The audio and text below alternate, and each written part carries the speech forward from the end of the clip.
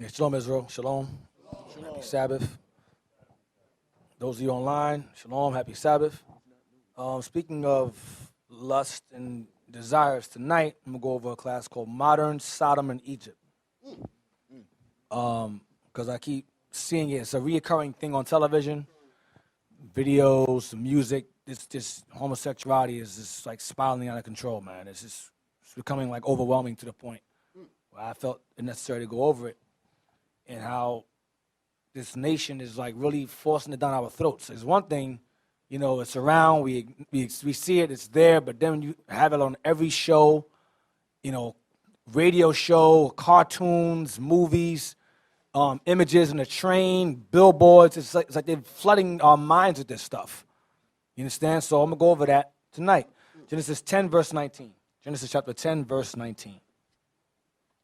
Now, we're going to go into the history of Sodom, all right, and how America is, in fact, modern day Sodom and Egypt. Genesis 10, verse 19. This is the book of Genesis, chapter 10 and verse 19. And the border of the Canaanites was from Sidon, as thou comest to Gerar, unto Gaza, as thou goest unto Sodom. That's city 1. And Gomorrah. City 2. And Admah, 3, and Zeboim, 4, even unto Lasha. 5 cities. Now Sodom and Gomorrah were the capitals, but there were 5 cities in total. All right, read on. These are the sons of Ham, after their families, after their tongues, in their countries, and in their nations. So you had Hamites, these are the Hamites' capitals. All right. So now let's get chapter 11, verse 10. Genesis chapter 11, verse 10. These are the generations of Shem. Shem was 100 years old and begat Arphaxad 2 years after the flood. Arphaxad, go ahead. Our forefather, go ahead. And Shem lived after he begat Arphaxad 500 years and begat sons and daughters. And Arphaxad lived 530 years and begat Salah. And Arphaxad he lived 530. No, he lived 530 years. I'm sorry. And Arphaxad lived 530 years and begat Salah. And Arphaxad lived, and he begat Salah 403 years, and begat sons and daughters. And Salah lived 30 years and begat Eber. He begat Eber. That's where the word Hebrew comes from. Eber. Go ahead. And Salah lived 30 years and begat Eber. And Salah lived after he begat Eber 403 years and begat sons and daughters. And Eber lived 430 years and begat Peleg. Peleg, go ahead. And Eber lived after he begat Peleg 430 years and begat sons and daughters. And Peleg lived 30 years and begat Reu. And Peleg lived after he begat Reu 209 years and begat sons and daughters. And Reu lived 32 years and begat Serug. And Reu lived after he begat Serug 207 years and begat sons and daughters. Keep going. And Serug lived 30 years and begat Nahor. And Serug lived after he begat Nahor 200 years and begat sons and daughters. Now we're getting there. Nahor. Keep in mind Nahor. Go ahead. And Nahor lived 29 years and begat Terah. And we got Terah. Go ahead. And Nahor lived after he begat Terah 119 years and begat sons and daughters. So now we're getting somewhere. Nahor and Terah. Go ahead. And Terah lived 70 years and begat Abram, Nahor, and Haran. So Terah gave birth to Abram, who we knew who our forefather is Abraham. Nahor is brother, and Haran. Go ahead. Now these are the generations of Terah. Terah begat Abram, Nahor, and Haran begat Lot. And Haran begot Lot. So Haran was the father of Lot. Go ahead. Abraham's brother. So Lot would be Abraham's nephew. Go ahead. And Haran died before his father Terah in the land of his nativity, in Ur of the Chaldees. So Terah ended up passing away. So that leaves Abraham. No, keep going. Not Terah. Go ahead, keep going. Verse 29. And Haran died. Yeah, that left behind Abram and Nahor left. Those two are left. Because Haran died before Terah did. Their brother died. Go ahead. Verse 29. And Abram and Nahor took them wives. The name of Abram's wife was Sarai. who became Sarah. Go ahead. And the name of Nahor's wife, Milcah, the daughter of Haran, the father of Milcah, and the father of Iscah. Go ahead. But Sarai was barren, she had no child. Uh-huh. And Terah took Abram his son, and Lot the son of Haran his son's son, and Sarai his daughter-in-law, his son Abraham's wife. And they went forth with them from Ur of the Chaldees to go into the land of Canaan. And they came unto Haran and dwelt there. Uh-huh. So Nahor won his way, Abraham won his, and Terah went, and Abram won his way. Go ahead. And the days of Terah were 205 years, and Terah died in Haran. And that's when Abraham left to go to the promised land. Now, let's go to Genesis 13. 13, verse 1. The book of Genesis, chapter 13 and verse 1. And Abram went up out of Egypt, he and his wife, and all that he had, and Lot with him into the south. So Lot went with Abraham. Lot stayed with Abram. Go ahead at the time. His nephew. Go ahead. And Abram was very rich in cattle, in silver, and in gold. And he went on his journeys from the south, even to Bethel, unto the place where his tent had been at the beginning, between Bethel and Hai, unto the place of the altar which he had made there at the first. And there Abram called on the name of the Lord. And Lot also went with Abram, had flocks and herds and tents. And the land was not able to bear them, that they might dwell together. For their substance was great, so that they could not dwell together. So Abraham got rich and Lot got rich. They couldn't stay in the same place. They had to separate from this point. Both of them were wealthy. Go ahead. And there was a strife between the herdmen of Abram's cattle and the herdmen of Lot's cattle. And the Canaanite and the Perizzite dwelled then in the land. Go ahead. And Abram said unto Lot, let there be no strife, I pray thee, between me and thee, and between my herdmen and thy herdmen, for we be brethren. Is not the whole land before thee? Separate thyself, I pray thee, from me. If thou wilt take the left hand, then I will go to the right. Or if thou depart to the right hand, then I will go to the left. Go ahead. And Lot lifted up his eyes and beheld all the plain of Jordan, that it was very well watered everywhere. Before the Lord destroyed Sodom and Gomorrah, even as the garden of the Lord, like the land of Egypt, as thou comest unto Zoar. Right. Then Lot chose him all the plain of Jordan, and Lot journeyed east, and they separated themselves the one from the other. Go ahead.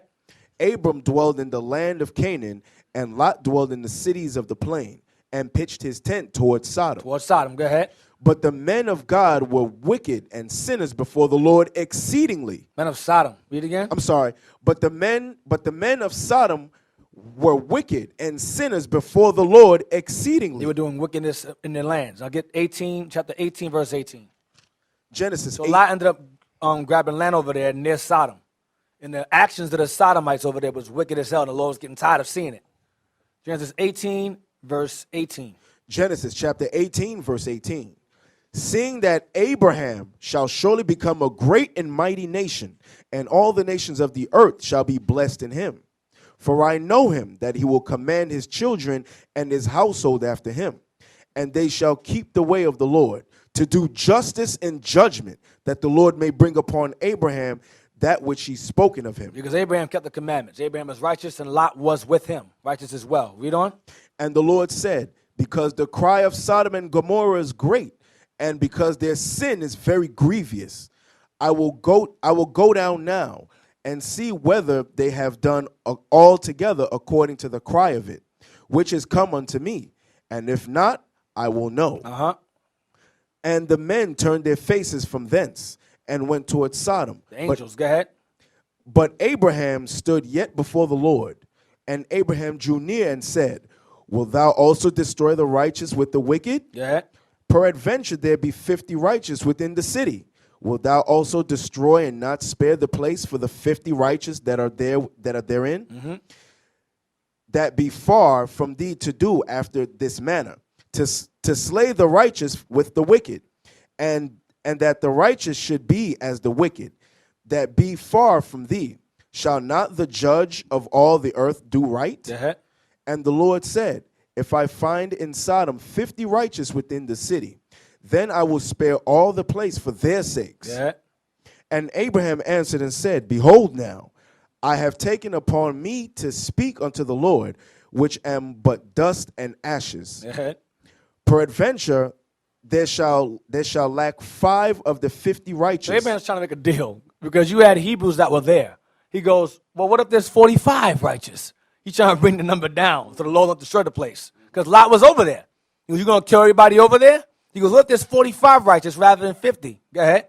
Peradventure, there shall lack 5 of the 50 righteous. Wilt thou destroy all the city for the lack of 5? And he said, I will find there 40 and 5. I will not destroy it. Go ahead. And he spake unto him yet again and said, Peradventure, there shall be 40 found there. Okay, what if there's 40? He's going down. What if there's 40 is righteous over there? Go ahead. And he said, I will not do it for 40's sake. Now, Abraham can ask this question because Abraham was the Lord's friend. He's the only one of the most scriptures referred to Abraham as a friend of God in caps. Abraham and the Lord were very close. So Abraham can talk to the Lord like that. Okay, what about 40? What about 45? What about... He can do that. He's trying to make a deal with the Lord. And the Lord said, okay, but 40 for your sake, but 40, okay, I'll spare. Go ahead. Verse 30. And he said unto him, Oh, let not the Lord be angry. Okay, Lord. Don't be pissed off now. Go ahead. And I will speak. Peradventure there shall 30 be found there. And he said, I will not do it if I find 30 there. Go ahead. And he said, Behold now, I have taken upon me to speak unto the Lord. Peradventure there shall be 20 found there. And he said, I will not destroy for the 20's sake. And he said, Oh, let not the Lord be angry, and I will speak yet but this once. Okay, but one more time. Go ahead. Peradventure 10 shall be found there. And he said, I will not destroy for the 10's sake. And the Lord went his way as soon as he had left communing with Abraham, and Abraham returned unto his place. All right, get 2 Ezra 7:36. So Abraham was like, listen, okay, spare for 10, at least 10. Spare for 10. He said, okay, for you, Abraham, I'll spare for 10. 2 Ezra 7, verse 36. That's where Ezra's got it from. The book of 2 Ezra, chapter 7 and verse 36. Then said I, Abraham prayed first for the Sodomites, and Moses for the fathers that sinned in the wilderness. So Abraham prayed for his people in Sodom, and Moses prayed for his people in the wilderness. That's the point I'm bringing out. Get Genesis 19, verse 1. That was 2 Ezra 7:36. Get Genesis 19 and verse 1. The book of Genesis, chapter 19 and verse 1. And there came 2 angels to Sodom at even, and Lot sat in the gate of Sodom, and Lot, seeing them, rose up to meet them. And he bowed himself with his face toward the ground. You knew what it was. Go ahead. And he said, Behold now, my lords, turn in, I pray you, into your servant's house, and tarry all night, and wash your feet. And ye shall rise up early. So he's telling these angels to wash their feet. So these angels are spirits, and they have what? Bodies. Correct. Wash their feet. Go ahead. And go on your ways. And they said, Nay, but we will abide in the street all night. Nah, we're going to stand here. We're good. We're going to stay out here. Go ahead. And he pressed upon them greatly. Said, please don't stay out here. Please, it's not good in these streets. It ain't good here, man. It's hood here. Go ahead. And they turned in unto him, and entered into his house, and he made them a feast. Oh, go ahead. And did bake unleavened bread, and they did eat. And they ate. They ate and had feet. Wow. Spirits and eat and got feet. Go ahead. But before they lay down, And they can lay down because they have bodies to lay with. Go ahead. the men of the city, even the men of Sodom, compassed the house round, both old and young. Wow. Old and young. Old men. Yep. All the people from every quarter. Surrounding his house. Go ahead. And they called unto Lot and said unto him, Where are the men which came in to thee this night? Bring them out unto us, that we may know them. Now, may know doesn't mean conversation. May know means know them. Lay with them. Go ahead. And Lot went out at the door unto them, and shut the door after Lot him, comes out of his house and closes the door behind him. Stands in front of his front door. Go ahead. and said, I pray you, brethren, do not so wickedly. Don't do this. You don't know who these guys are in this house. Don't do this. Go ahead. Behold now, I have 2 daughters which have not known man. Let me, I pray you, bring them out unto you.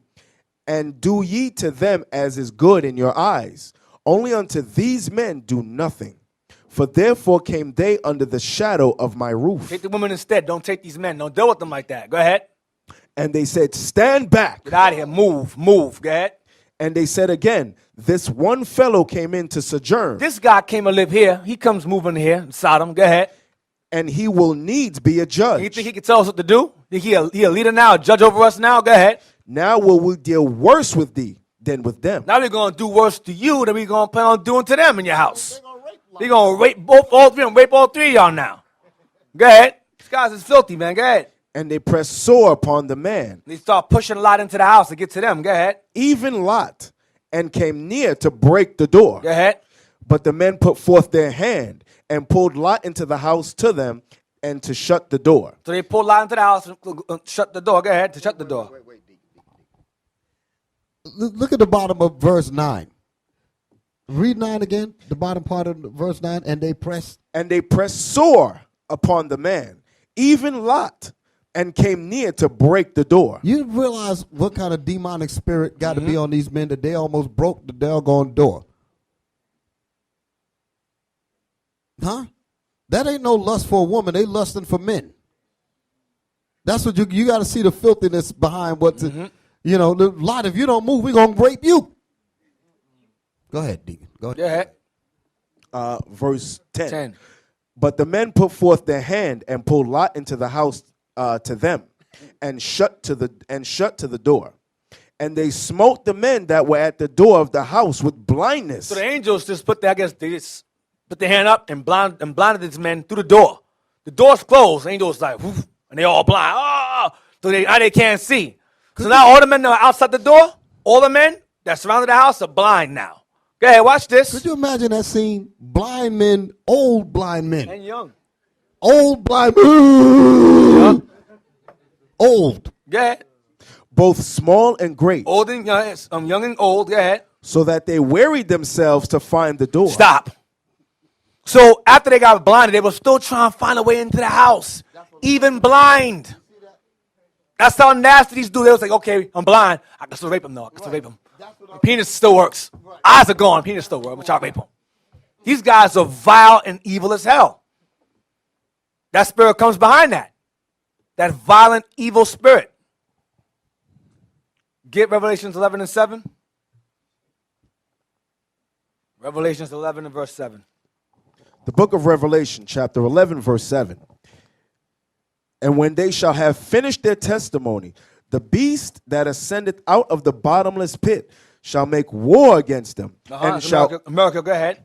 and shall overcome them and kill them. Oh, talking about us. Go ahead. And their dead bodies shall lie in the street of the great city, The dead bodies is out as Israel's dead bodies shall lie on the street of the great city of Babylon. Go ahead. which spiritually is called Sodom and Egypt. America is that great city, which spiritually is not the actual Sodom and Egypt, but it's the spiritual version of it, of Sodom and Egypt. Go ahead. Where also our Lord was crucified. Where his image and identity were crucified, made him white, died for everybody. His gospel, his image, everything about him was crucified, was killed. All right? So here in America, remember, outside of America, like Germany, Russia, and the European countries, they know the Messiah is black. That's nothing new to them. They have images of the black Madonna and Messiah all over Europe. They have a picture, I think, of Putin bowing down to one of the black saints over there in the wall. So they know over there, outside, America is a bubble. America is the main place where Israel's identity is kept a secret. Amongst the other nations, they know Israel's Jane. They know Israel's black. They know that already.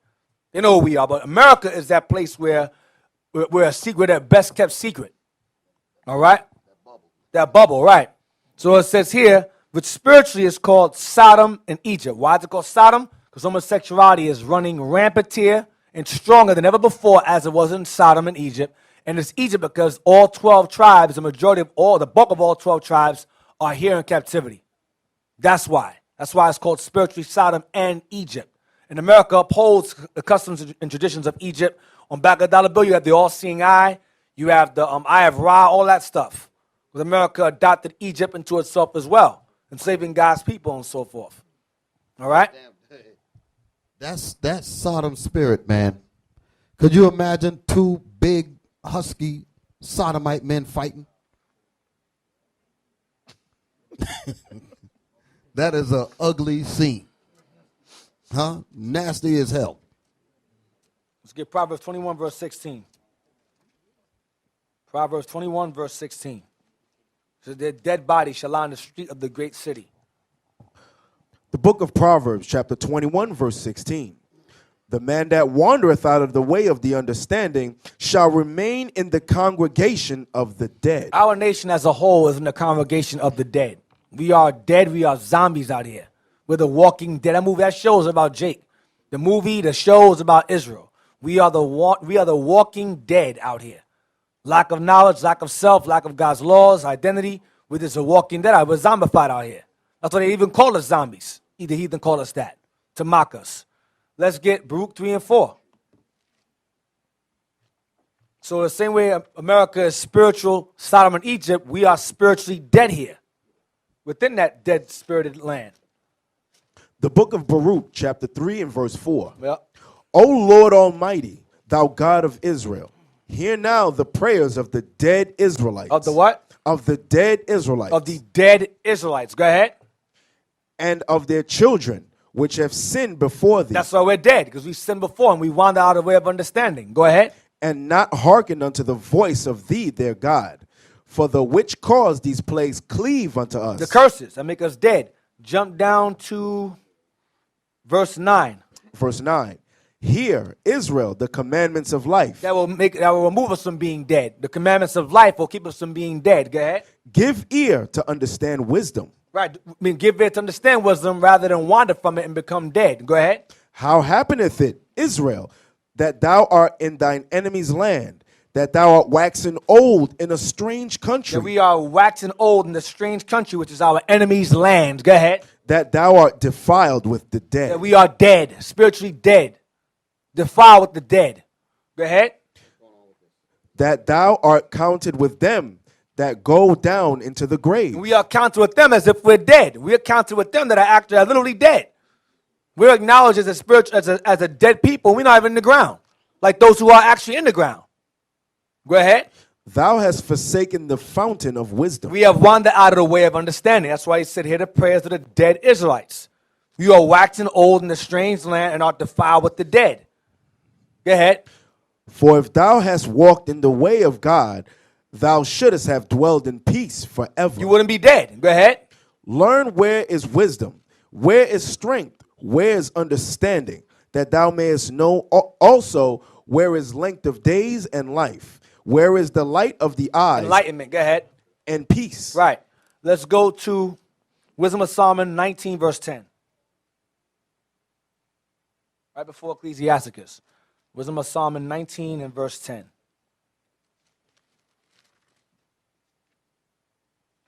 The book of Wisdom of Solomon, chapter 19 and verse 10. For they were yet mindful of the things that were done while they sojourned in the strange land. How the ground brought forth flies instead of cattle, and how the river cast up a multitude of frogs instead of fishes. Read verse 10 again. Now this is Solomon giving an analogy regarding, he's weaving in and out of the history of both Sodom and Egypt. Watch. Read verse 10 again. For they were yet mindful of the things that were done while they sojourned in the strange land. The strange land was referring to us in Egypt. Go ahead. How the ground brought forth flies instead of cattle. Right, the plagues, the plagues. Go ahead. And how the river cast up a multitude of frogs instead of fishes. Right, go ahead. But afterward they saw a new generation of fowls. When being led with their appetite, they asked delicate meats. Right, that's the quails. Go ahead, he's going to say the next verse. For quails came up unto them from the sea for their contentment. Right, as I saw about Israel. Go ahead. And punishments came upon the sinners, not without former signs by the force of thunders. Right, punishment came upon the sinners, referring to what the Egyptians just did to us. Go ahead, that's referring to the Egyptians. Go ahead. For they suffered justly according to their own wickedness, in so much as they used a more hard and hateful behavior towards strangers. So the Most High punished the Egyptians based upon their behavior towards us when we resided in their land. Go ahead. For the Sodomites did not receive those whom they knew not when they came. So he's giving you an analogy between what Egypt did and what Sodom did. So when Israel entered into Egypt, over time they mistreated us and did us evil. Read verse 14 again. For the Sodomites did not receive those whom they knew not when they came. When the angels came, they didn't know them. They wanted to rape them. They didn't know these guys. So the same way Israel was mistreated, being strange in the Egyptians' land, to them, us being strange to them, they mistreated us. The Sodomites were mean towards those they didn't know as well, who were strange to their cities. He's giving an analogy. So he's giving an analogy between the two. Go ahead. But these brought friends into bondage. But these brought friends into bondage, meaning the Egyptians brought us into bondage. Because remember, Joseph and the Pharaoh were cool. So over time, they forgot Joseph and started to mistreat us. Go ahead. That had well deserved of them. Right, because Joseph, if it weren't for Joseph, there'd be no Egypt. Remember the famine for 7 years? Joseph was the reason that Egypt survived. So they went from being our friends to turning to our enemies. Go ahead. Verse 15. And not only so, but peradventure some respect shall be had of those. Some understanding should be had of them. Go ahead. Because they use strangers not friendly. Right, they used us not friendly. Go ahead. But these very grievously afflicted them. Us. Go ahead. Whom they had received with feastings and were already made partakers of the same laws with them. Right, because we were under the same laws and regulations as the Egyptians. And they still mistreated us while we were under their rule. Go ahead. In their land. Go ahead. Therefore, even with blindness were these stricken, as those were at the doors of the righteous man. So the Most High struck the Egyptians with blindness. Why? Because remember, he made the whole place dark. So they couldn't see nothing. The same way the Most High struck those wicked men in Sodom with blindness for their same wicked actions against strangers they didn't know. Go ahead. When being compassed Read about. verse 17 again. Therefore, even with blindness were these stricken. The Egyptians are stricken. Go ahead. As those were at the doors of the righteous man. Of Lot's house. Go ahead. When being compassed about with horrible dark. That's how the Egyptians are blinded, with that plague of darkness that surrounded the land. Go ahead.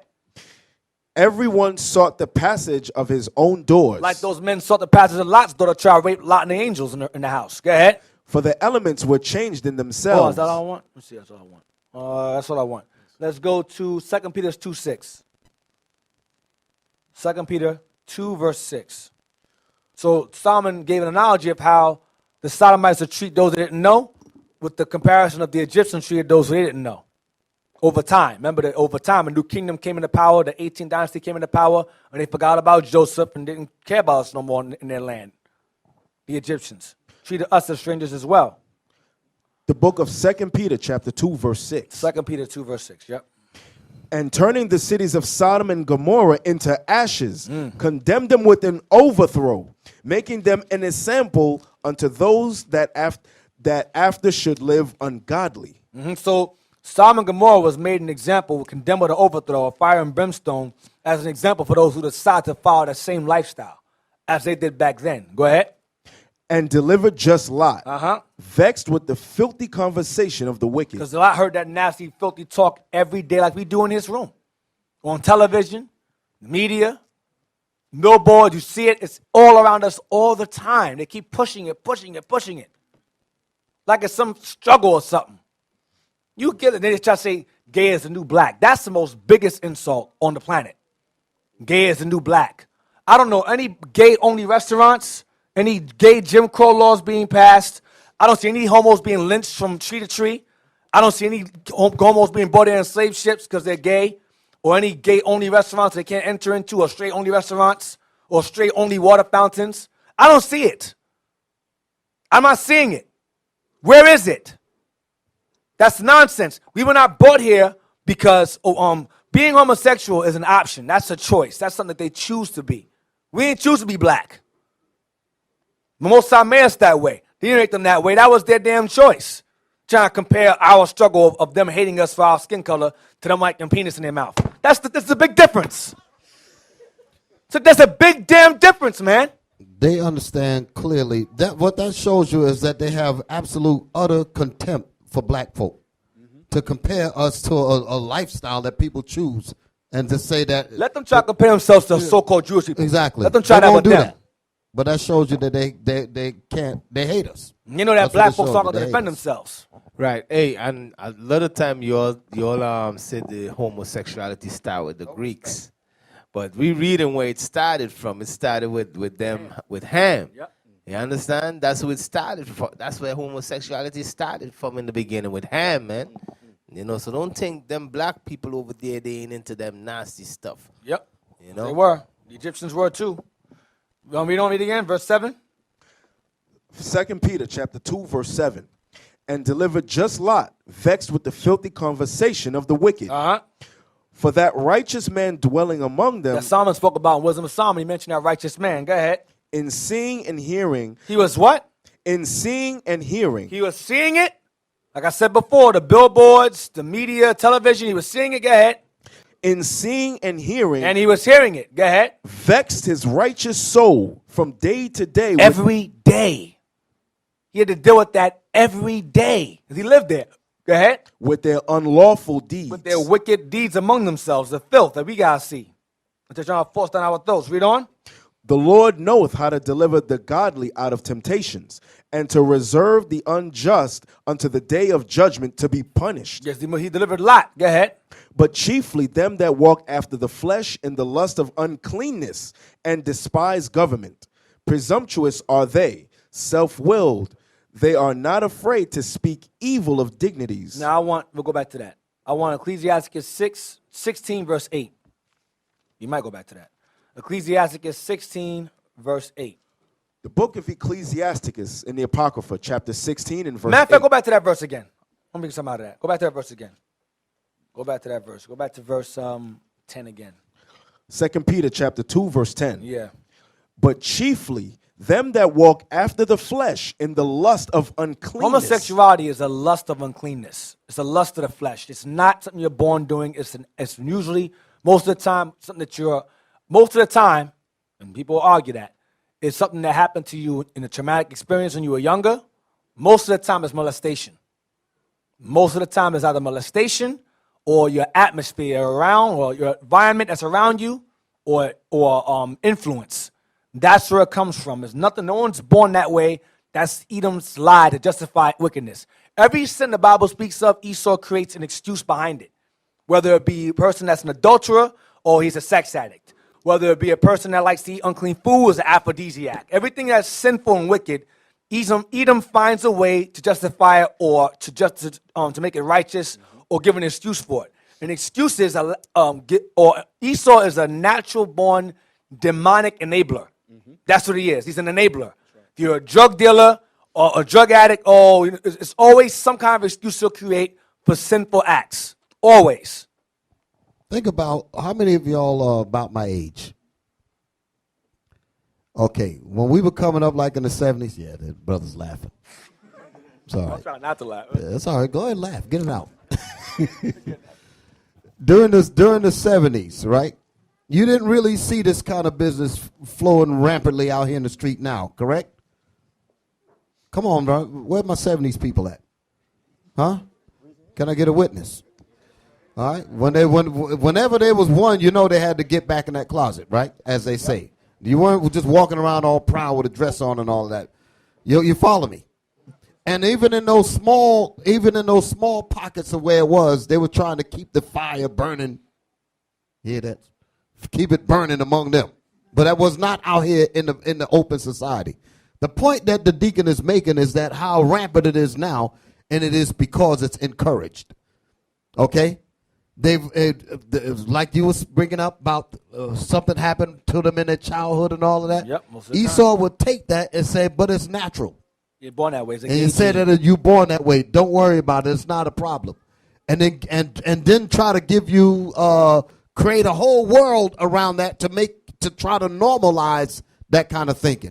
Right. That's the reason why it's all over the place like weeds now. That's the reason why. We're not born that way. That's BS. They've encouraged it. Right. That's what happened. It wasn't encouraged in the 70s. That's the reason why I'm saying what I'm saying. Right. As Deacon Aiton just said, a lot of the times it's things that brothers and sisters went through when they was young.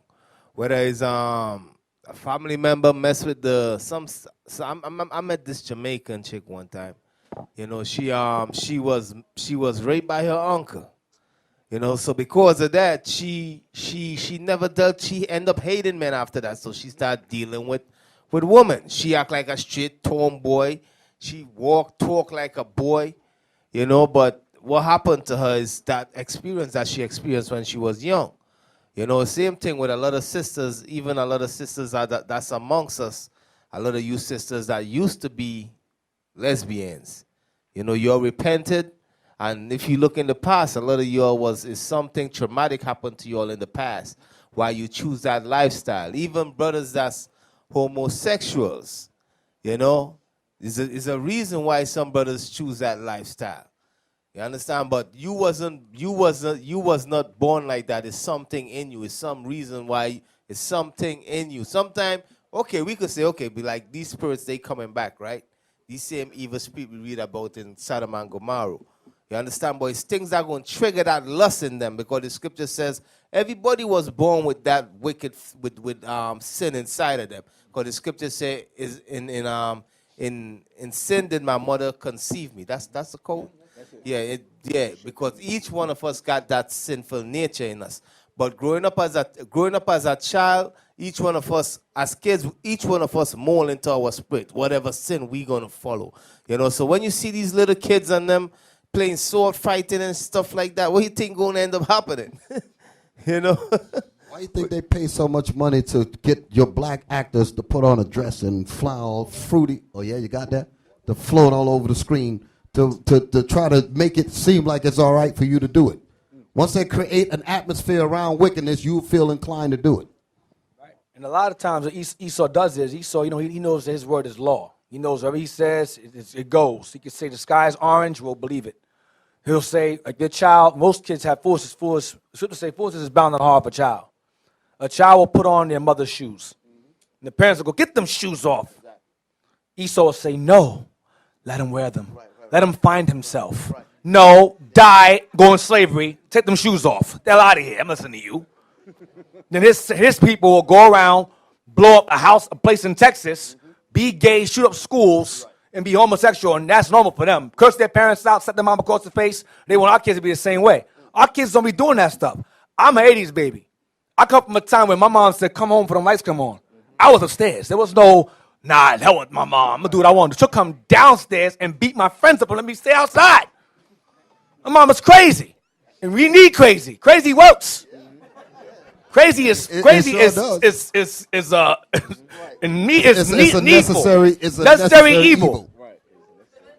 That's right. My mom will slap my friend in the face. What you laughing at? Blah! Oh snap! I'm not joking. I'm dead serious. Tell your mama. She. I come from a ratchet household, man. A ratchet household. It's horrible. Anyway, the point is that the parents of yesterday are gone now. A lot of these young kids are getting pregnant. They're raising kids and letting TV raise their kids. Like when I was younger, they have it now. They had school and then they had after school programs, right? Now they have something called after school programs, where the kids are in school all day. After school. I thought you made a mistake. No, I'm not stuttering. After school. After school, and you have after school where they give them dinner. And the parents come in there in pajamas. All right, let's go. Now, mind you, that means the child is in school all day.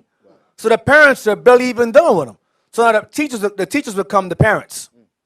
That's why a lot of teachers can't stand on working with the kids. They're like, listen, here's a worksheet. Do that.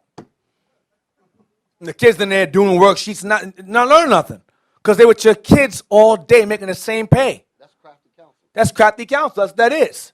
So eventually, peer pressure raises your kids. So anyone in the school that's doing that gay stuff, they're going to go along with it because they're around it all day long. They're around it all year long. And you're sitting in your house watching BET, whatever, while your child's in school following everybody else in the gay stuff. You got for example, you had the new peer pressure where they're wearing the skinny pants now. The skinny pants, the sagging of the pants, that too. But now it's sagging and skinny now. It went from baggy sagging, now it's skinny sagging now. They evolved. The weirdness doesn't evolve now. Then you have skinny and sagging now. No belts, just skinny and sagging. Barely even walk. Then the fashion is the pants themselves are made that way now. Now you used to have to buy them tight. Now they're made that way. You go look for a pair of pants, the top is real baggy and the bottom, the legs are real skinny. I didn't want this. Who made pants like this? That's an example. Right. Hold it. Hugging your balls all day, that's madness. That's what it's a immediate sperm count loss. Exactly. So would you put them on? Damn sterility pants. Y'all didn't pick up on the fact because Jake will already be in a retarded mind state. You follow me? And Esau will make a world around him. Hence the genes that you were talking about. He's walking around with tiny, right, he enables it by creating a society. Don't worry. You can stay that way. We're going to give you some clothes to help bring that on. Yep. Right. Let's make a man dress, for an example. BS. Hey, the other day, I went to buy some jeans, man. You know, the jeans, the way they make it like, it's not baggy, it's from you know, where your legs meet, it's supposed to be, you're supposed to get room.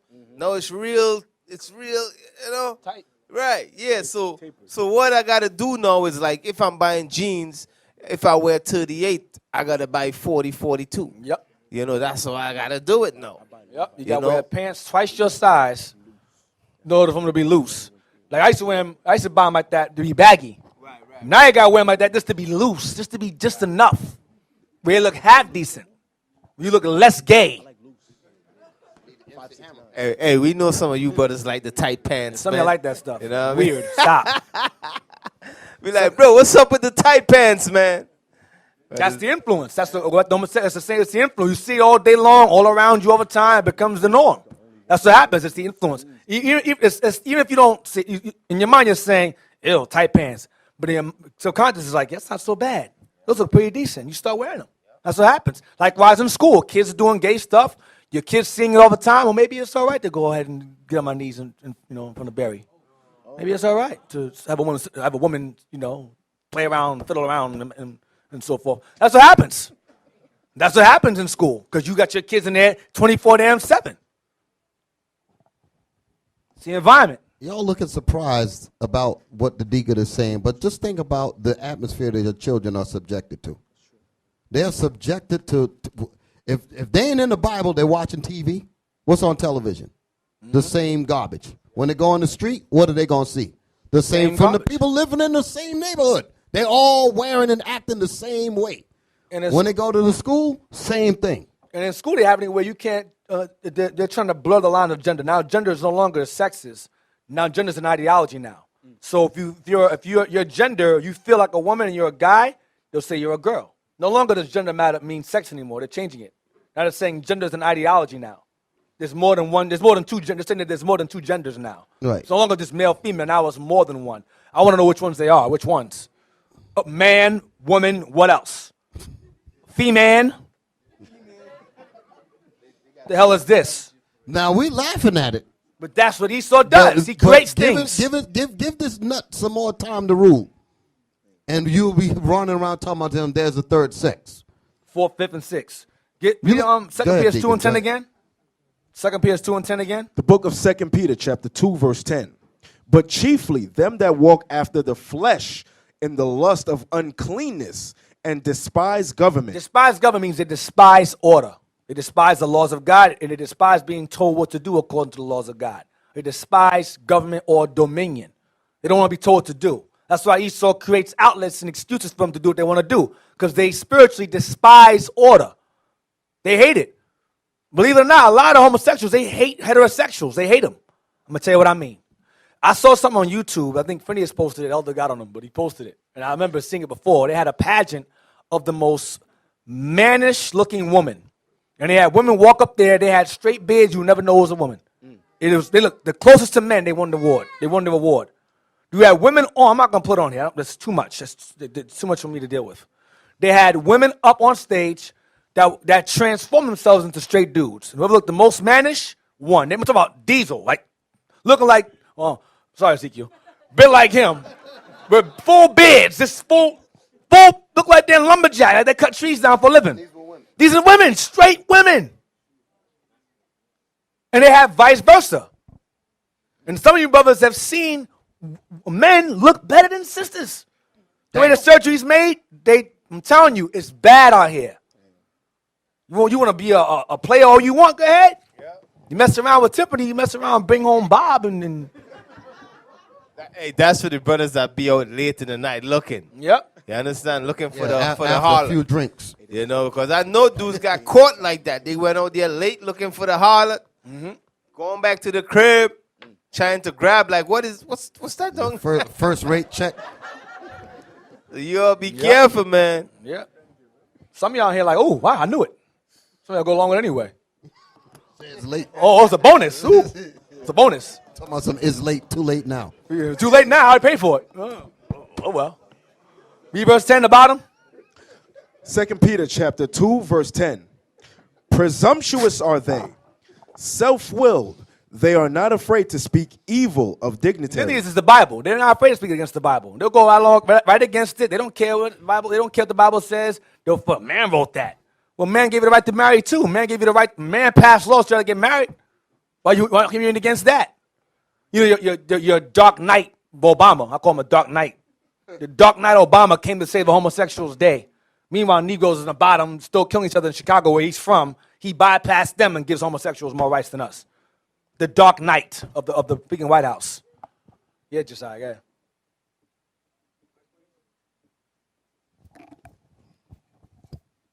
I want to add to that point about the public school system. We got something. Every Friday we do a theme day, Right. like and we did have that sagging day, but I saw something new on the calendar: Gender Bender Day. Gender bender up. That's it. That's it. And they do have an LGBT. How many letters is it now? I'm gonna get to that. There's many now. They got a club. They got counselors. That's why I'm like, I gotta say prayers and just walk around like, don't say nothing, don't say, because the kids ask, oh, Mister this and that, that's my girlfriend. I'm like, oh man. So yeah, kids are in there till about 8, 9 o'clock, and that's what they do. Yep, and they have a gay school, I believe. I forgot where it is. It's in Manhattan. It's a gay school. Right. Almost. Exactly. Just for y'all to just note that if Esau is trying this hard to warp our children's minds, that means we have to fight that much harder to prevent it from happening. Yep. What's it called? Huh? Sodom Academy? What's it called? Sodom Academy? Gomorrah Grad School? You might be saying, is that a I'm being real name? I'm being sarcastic. See that? I had to ask because Sound good, though. because Sound it's good, right. though. Because it sounds like you go out, boom, and there it is. You know, it'll literally be that. But like I said, let the deacon get back into keep the lesson going.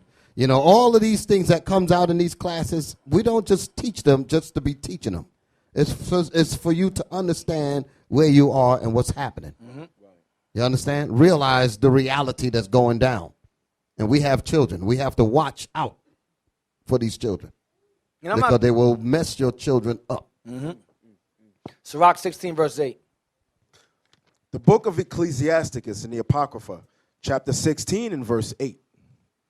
Neither spared he the place where Lot sojourned, but abhorred them for their pride. For their what? For their pride. What do they have today? A parade is called. What do they call it again? Gay Pride Parade. Gay Pride. And the pride was shown when they got blinded and still tried to rape him anyway. That was the pride that they were showing. Yeah, I'm blind. I'm still gonna rape you. That's that violence. No matter how abnormal it is, they know it's abnormal. Let me give you an example of what I mean by they know it's abnormal. You'll have sisters. Well, of all nations, they call them. Well, I'm not sure if the term is dyke. But they dress with the tank top and the boots and the do-rags and so forth, right? Or a tomboy, right? Dyke is a butch. There you go. Bulldagger, whatever. They dress like that. Do all men dress like that? No. So what's the purpose behind dressing like that in particular? Because they know they're not men. They have to think. The demon says, think of the most niggerish, dumbest nigga you could think of, gangster, and dress like that. Not regular. Like, look at Ellen. She's masculine, but she don't want do-rags. She don't dress like that. But Jake goes above and beyond. I'm gonna wear the do-rag. I'm gonna wear the Timbs, the tank top. I'm gonna put tape across my chest so my chest looks flat. I'm gonna wear a dildo every day. Strap on all day. Pretend it's mine. Have a bulge. They do that. That's disgusting. They do it. That's an example of gender bending. What you're talking about?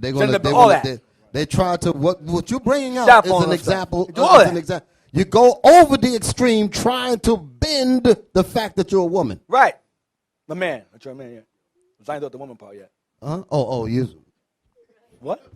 I'm confusing myself. You talking about the. Yeah, I'm confusing my damn self. You interrupting me, man. You talking about the woman taking her chest up? Yeah. So, I'm sorry, I don't know. She's trying to be a man. Right, there you go. Okay. I'm sorry, I'm confusing myself. Well, listen, hey, don't laugh at us because this topic is, it's confusing. It's confusing. So confusing y'all have myself. to ride with us. But the point is, Yeah. is that you go that far to try to convince the world that you are a man. Right, right. That's you trying to bend the natural The gender reality. that God made you. Right, And you're being overly excessive with it. right. That's the point. When you flip it around, you have the men now, Jake men, that talk with the S's. Women don't talk like that. Women do not speak like that. They walk harder. Some of them walk better than sisters do. They got a dude that train them and walk down the runway. What's her name? Miss G, what's her name? That thing's name? Forgot that guy's name, man. American Top Model. They had a dude teach women how to walk the runway. Miss J, there you go. Mr. J. It's not a woman. You said Miss J. Someone said Miss J. It's Mr. J. That's a man. Anyway, you would have them walk the runway, but you had the men, they would act, they go above and beyond. They know that they know in the back of their mind that they're not women. So they go extra. Now here's the twist now about the hatred I mentioned. I didn't forget the point. They dress like that deceptively. Because if they dress like us, they're trying to replace you. If they dress like women, they're trying to get us, and they're trying to get y'all. They're trying to replace both of us. That's why most of the time you'll have homosexuals hang around, well, gay men hang around women. What do women say? They're funny. That's not funny, man. They're trying to learn you to replace you. That's the purpose. Y'all don't see that. Some of them is like, nah. Some of them, most of them hang around you to replace you. That's the point. That's the objective, to get the sex change and to remove gender altogether. So they can take both. Jerry Springer, I know, is that show still on? No, I'm not sure anymore. I don't think so. We have Is other it? shows like it. You see those kinds of things on there. The homo woman, the homo went and hanging around the wife so much, then the next thing you know, she learned he learned the feminine wild so much, moved the woman out the way, then they show up on the show, and the husband is dealing with the dude now. Stuff like that. That is some supreme sickness. That's why that bomb Was made. is made. Read verse 9. That's the reason. Sirach chapter 16, verse 9. He pitied not the people of perdition who were taken away in their sins. And they're evil. Right. Let's go to Wisdom of Solomon 10, verse 6. Wisdom of Solomon 10, verse 6. The book of Wisdom of Solomon, chapter 10 and verse 6. When the ungodly perished, she delivered the righteous man. That's Lot. Go ahead. Who fled from the fire, which fell down upon 5 cities. Remember Genesis 10, verse 19. It fell upon 5 cities. Sodom and Gomorrah were the 2 capitals. There are 5. Lasha, Zeboim, and some other one. That's Admah, I think. That's 5 cities. All right? Let's go to Genesis 10, verse 19. No, I read that already. Let's go to the YouTube video. It's called 7 Signs of an Empire in Decline. I want that video first. Now, Officer Gideon had mentioned to me a long time ago. Sometimes y'all tell me things and I listen. I just hold it until the right time. He mentioned a term of each empire is called the Age of Decadence. The Age of Decadence is a time in which an empire starts doing wild and stupid things and crazy, reckless things, like putting certain idiots in office. Why? They know they're gonna fall soon. So they do crazy things. So I'm gonna show y'all the clip here.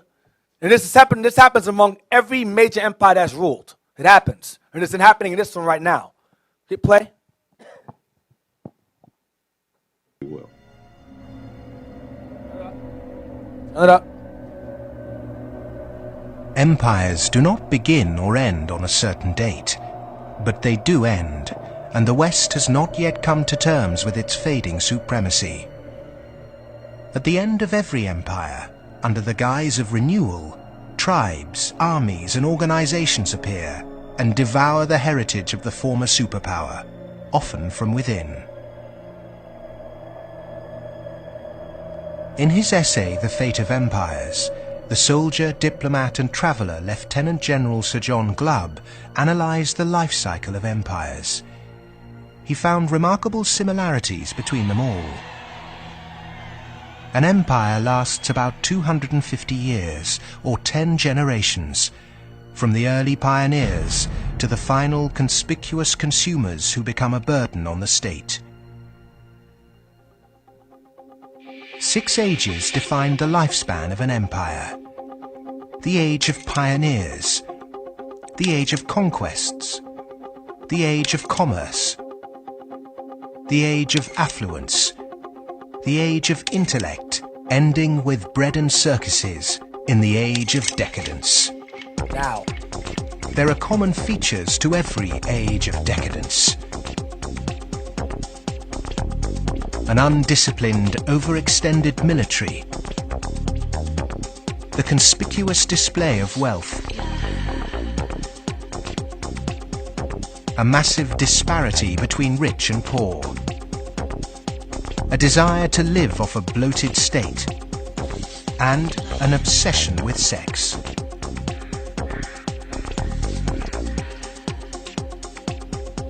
But perhaps the most notorious trait of all is the debasement of the currency.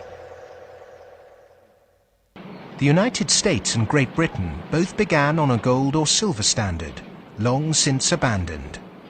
Rome was no different.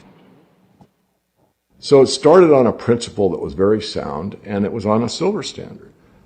But as it corrupted further and further and further, the Roman denarius got to the point where it was basically a copper coin, and they learned how to plate, and it was washed in silver, and in circulation the plating came off. And at the end, all the senators that really did at one time represent the people only were interested in representing how much wealth they could steal at the top.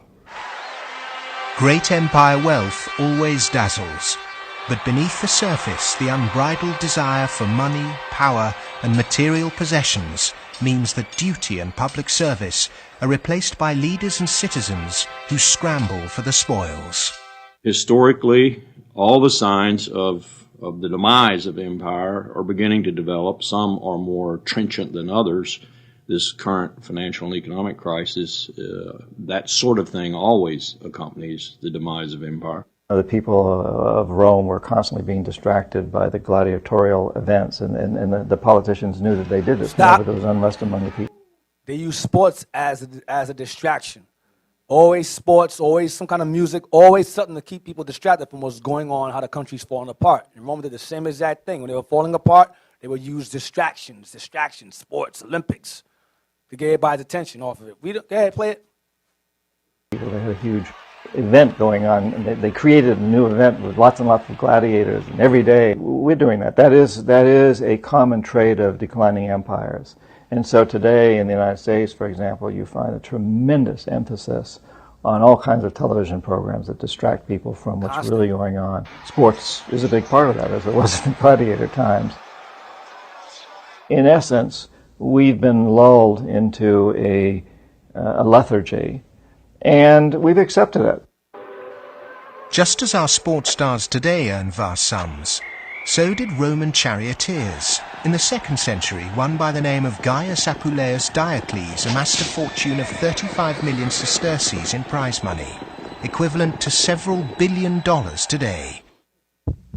Strangely, perhaps, there's another profession that is disproportionately hallowed as an empire declines.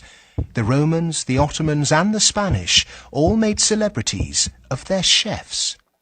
And this again is typifying the end of an empire, where things were so great, we have this last oomph of momentum that we used to be great, and we felt great, and we don't feel it anymore.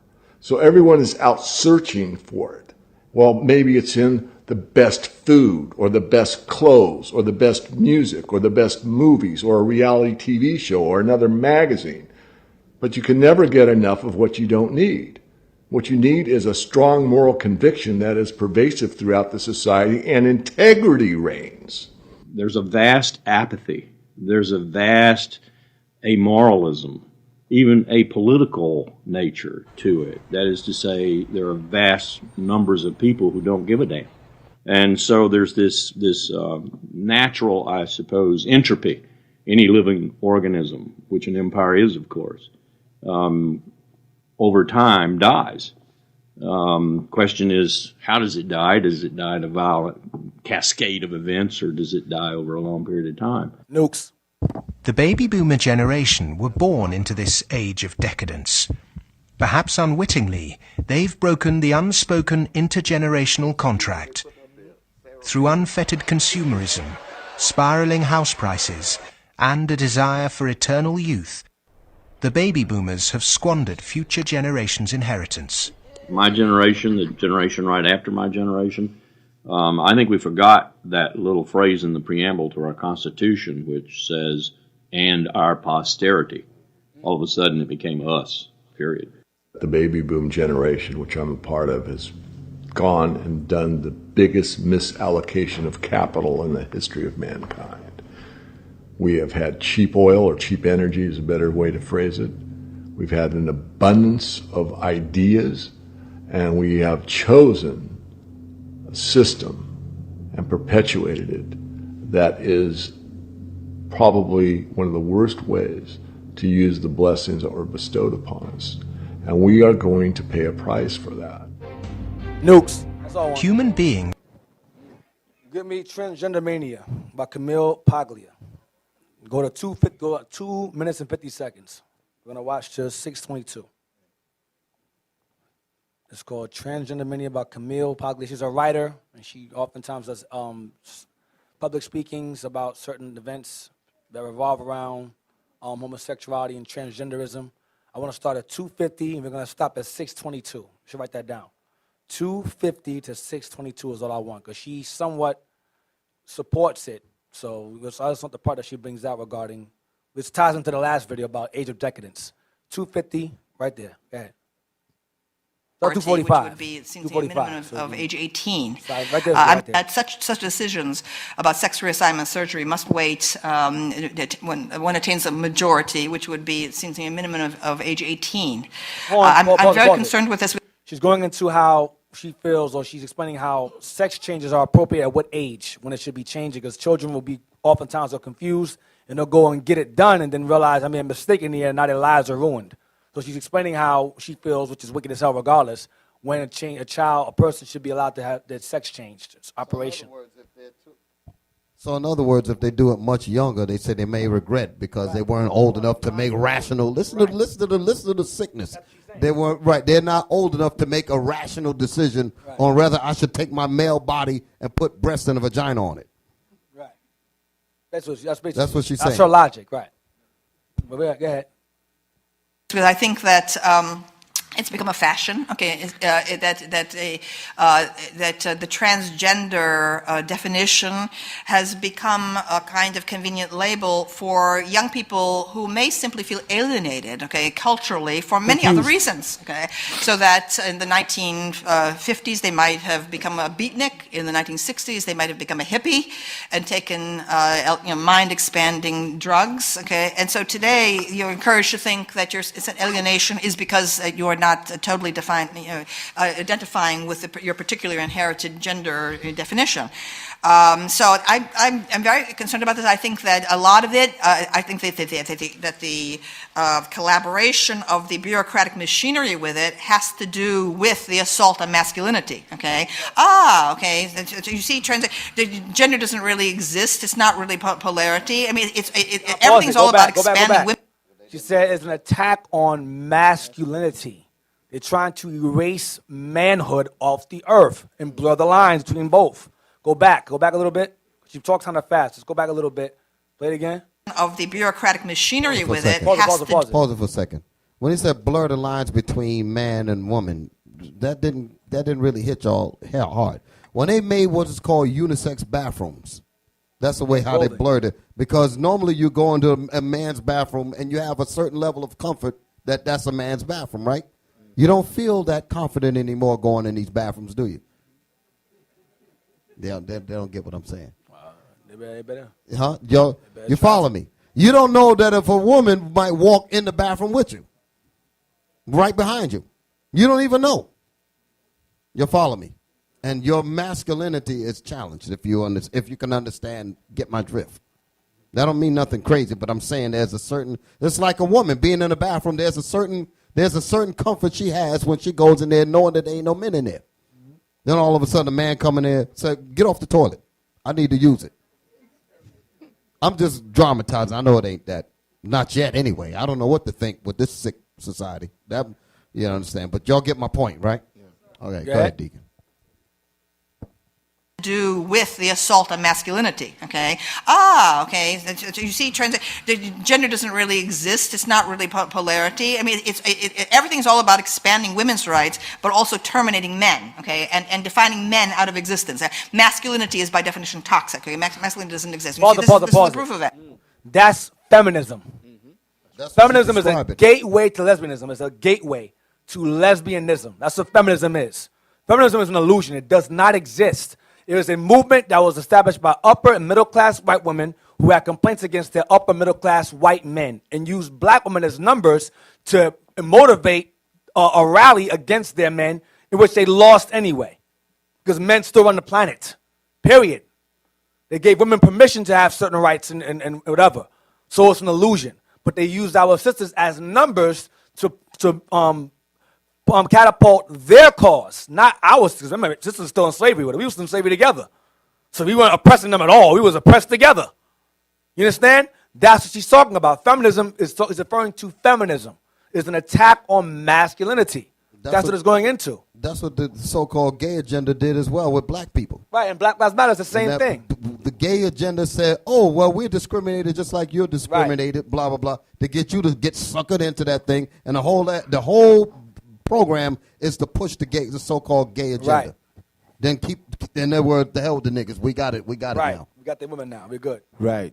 And you all don't understand how deep it goes, man. How deep the rabbit hole goes, because even in the food that we eat, Esau is trying to effeminize you brothers. You know you got some brothers, they talk like this. Hey, they talk like a girl. You know, they got a high voice. The reason why, and you got some brothers got titties too. You know. I'd be like, bro, you got titties. What's up with that? Do some push-ups. But yo, hey, listen. The reason why brothers get like that is because of they put a high level of estrogen in the food. You know, estrogen is for women. It's for females. You know, that's a female hormone. But no, they put that in the food, and a lot of brothers, their voice get real thin. You know, and also in the medication they put it too. You know, I don't know. You all remember Barack, but you all remember his voice was real thin, right? A lot of the medication Esau was giving him had that estrogen inside it, and it was messing him up. You understand me? So Esau, the rabbit hole run real deep, man. You know, when you brothers see your voice start to get thin, especially your kids. Your kids, you know, usually when you reach a certain age, your voice start to break. I remember when my voice just broke. Yeah, I was like 14. And I was like, you know, my voice, first it goes real deep, like, yeah. You know, so when my voice broke like that, I used to be talking to my pops. I used to be like, yeah, so, you know. And then it get to the regular voice, your regular man voice. But when all of us here, when your voice just cracked, it was real deep.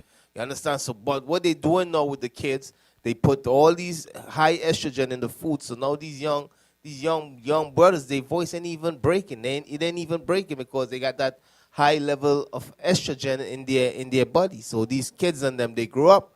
A lot of these young men and they testosterone in women's food. Yeah, testosterone right. food also. Right, and it goes both ways. The woman, I know you all see a couple sisters with beard below their chin. You know, you'd be like, "Oh, sister, you gotta." That's because of the testosterone. They switch it around, as Deacon Aiton say.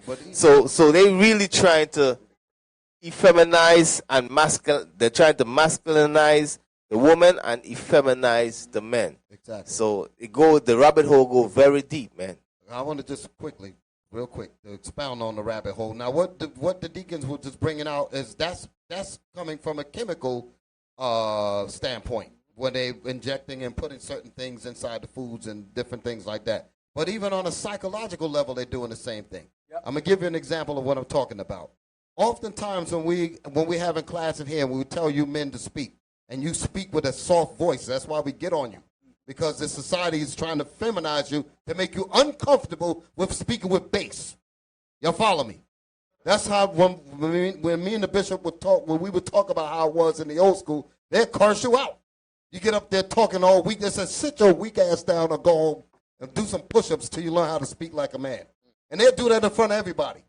You follow me? So I'm saying that because this psychologically, That's what, especially in the earlier classes. When I tell the men to speak, they got their voices all turned down. That's psychological. Speak like a man, because that's what God made you. Y'all understand that? All right. Yeah. 22. Now, I began all my studies, my book Sexual Personae began as a dissertation at Yale graduate school on androgyny. I've always been fascinated, attracted to the subject of androgyny, and that's what Sexual Personae is. I explored it in history. But the more I explored it, I realized that that historically the movement toward androgyny occurs in late phases of culture, okay, as a civilization is starting to unravel, okay, and that you can find it again and again and again through history in the androgynous men that act girly, like Prince. That's androgynous. When men behave more feminine and so forth. That's what she's going into. Gender bending. That's what she's going into as an empire begins to unravel or begins to decline. The age of decadence, where lines of gender become blurred. That's when the empire starts to come to an end. That's what she's saying. Okay? In the Greek art, okay, you can see it happening. All of a sudden, okay, there's a kind of there's the sculptures of handsome nude young men athletes that used to be very robust, okay, in the archaic period suddenly began to seem like wet noodles, okay, toward the end, okay. Now back then in the 90s, you had brothers. They would have like men like D'Angelo. They would be strong. Now you have the men. They're all skinny pants, real slim, and act real feminine. Their hair's dyed blonde on this side, it's black on this side, all gay looking. That's what's happening now. It's the same thing with the celebrities and all that. It's the same exact thing. You understand what I'm saying? But back then it was masculine. He was muscles and strong. Now it's all real thin, real skinny pants, real feminine, real girly acting. They're singing, or the men have real high-pitched voices now. Really, not I'm talking about Maxwell. I'm talking about like higher than him. It sound like straight girls now. Right. Just like, wow, what the hell is going on? Who's singing this? That's a woman singing? That's a man singing this song? The hell was happening? That's what she's going into, the age where androgyny, men are singing more girly, girls sound more manly. It's the same thing. Go ahead. Deacon. Yeah. Deacon, also, very bright clothing. Yeah, exactly. Very bright clothing, all that stuff. Bright hairstyles, all of that stuff. Go ahead. Right. That the people who live in such periods, a late phase of culture, whether it's the Hellenistic era, whether it's the Roman Empire, whether it's the Mauve decade of Oscar Wilde in the 1890s, whether it's Weimar Germany, people who live in such times, okay, feel that they're very sophisticated, they're very cosmopolitan, okay, and homosexuality, heterosexuality, so what, anything goes, and so on. All right, but from the perspective of historical distance, okay, you can see that it's a culture that no longer believes in itself, okay, and then what you invariably get are people who are convinced of the power of heroic masculinity, okay, on the edges, whether they're the Vandals and the Huns, okay, or whether they're the barbarians of ISIS, okay, you see them, starting to mass on the outsides of the culture, and that's what we have right now. That there is a tremendous and rather terrifying disconnect between the infatuation with the transgender movement in our own culture and what's going on out there, okay, all right? And so I mean, that's why I'm concerned. I feel it's ominous, okay? I question. Ominous means it's scary. What's happening right now is scary because it's coming to an end. That's what she's saying. She feels it's ominous. I'm surprised the SPLC don't have her on their terror watch or something like that. Yeah. Whether the transgender choice is indeed genuine in every single case, but what concerns me is when well-meaning adults, believe that they're helping people by making it easier some permanent change in the body from which there is no going back. That's all I want. Let's go to standardtimespress.org. Someone wrote this article. Now, some of it, once again, I'll make it clear, give you an early warning. A lot of it's conjecture, but he brings out some points that I want to use during the class. He made some good points. Some of it's conjecture or his own opinion he projects into it. Conjecture means you project your own opinions to be facts when it's not. That's all it basically means. That's what conjecture means. Like a really strong opinion. That's all it basically means. Hey, Deacon Item, the time of decadence, what you talk? Age of decadence. Age of decadence. That's like the age of decline. Things falling apart. Right. Empire's coming to an end. Right. The age of decline. Right. All right. So what Deacon Item bringing out is right now is that this is the time we in. We are in the end time, the time of decline, when you could look and you could see this kingdom coming to an end. And what it shows us is that you see it in the chef. You see all of a sudden you see what that dude name is again, man. The dude always cooking up food, and the chef, all kind of super chef. You know, they exalt their chef, like, and everybody, it's like they want to get a last, enjoy it to the fullest. You understand? So everything going to another level. Homosexuality is going to another level. You know, and we could tell that this is the end of time. This is the time of decadence. All right? And what scripture show that is Obadiah. Go to Obadiah.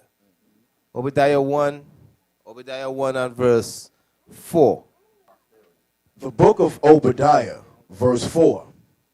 Though thou exalt thyself as the eagle, as though thou set thy nest among the stars, thence will I bring thee down, saith the Lord. Read that again. Though thou exalt thyself as the eagle. So it says that Edom, the so-called white man, he exalts himself as the eagle. Okay, read on. And though thou set thy nest among the stars. And what does it mean by he set his nest above the stars, amongst the stars? Space travel. When did he set his nest amongst the stars? In 1969. All right, when Neil Armstrong landed on the moon, and he said that the eagle has landed. Okay, so from the time he did that, the white man ascended and set his nest on the moon and claimed the moon for himself. That's when he started declining. And that was in the 70s. I know in the 70s, what do you call it? The baby bloomers, they call them? That what they call them the baby bloomers. Yeah, that's what they call them. So ever since the 70s and backwards, you understand, till this day, this country start declining. You know, you had the wars that you had, what do you call that war that they were trying to force? No, Iraq, that wasn't, they lost. Vietnam, then they lost that war. Any war before 1979, America was winning.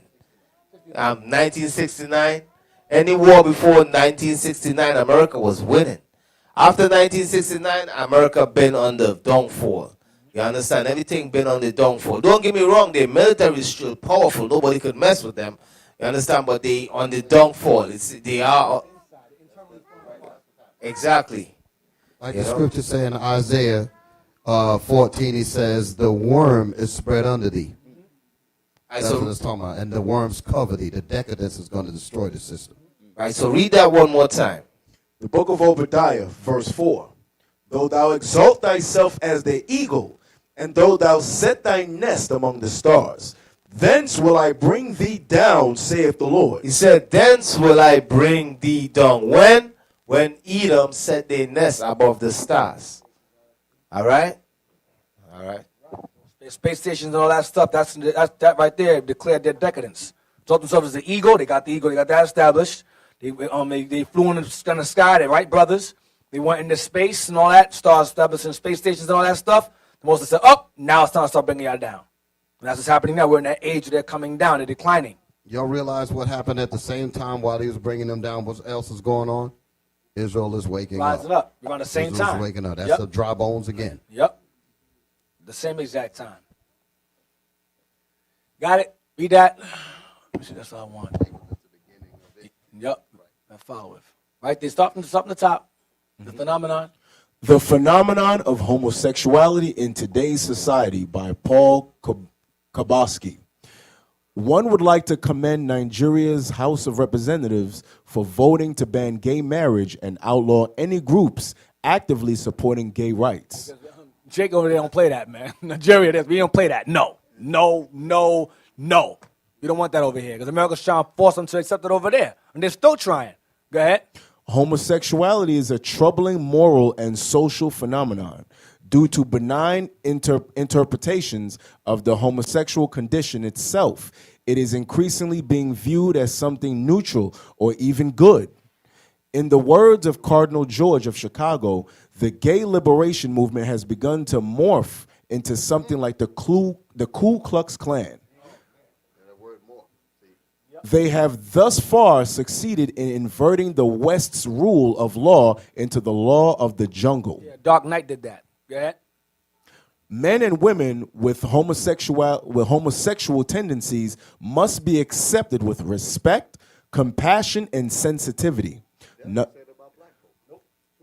Nonetheless, homosexual acts must be considered wrong and intrinsically disordered. They are contrary to the natural law. They close the sexual act to the gift of life. They do not proceed from a genuine, effective, and sexual complementary. Under no circumstances should they be approved. They are contrary to the natural law. What's that talking about? Think about natural law. Your nature. That's the word that I'm looking for, nature. You don't have to write that down. You can look at your own body and look at your woman's body and see that one part goes with the other part. Right. There's nothing. I don't need a law to tell me how to use that. Right. The natural law is a woman's vagina was made for a penis. That's a natural law. The natural law is a dude anus was made for doodling. You understand? So anyway, let me leave it. Continue. In the West? In the West, the legalization of homosexuality has already led to the destruction of the family unit. Read again? In the West, That's here. Go ahead. the legalization of homosexuality has already led to the destruction of the family unit. Yep. So now you have two dads, two moms. Confusion. Go ahead. Children who have no knowledge of sex are being brainwashed in schools to accept the perversion of homosexual acts as being normal and praised. Go ahead. At special risk now is religious freedom. Right. Those who are against it, according to the Bible, are being attacked as well. Go ahead. In Canada, Christians are being harassed, threatened, and hauled into court for their biblical and scientifically supported conviction that homosexuality is not normal and that marriage is between one man and one woman. We were out there. They have very strict laws about how you speak out there, especially against that. Hold that. Get the video I want. I think it's the let me see how I want. I want the next one. The LGBTTIQQA. Get that one. Yeah, right there you go.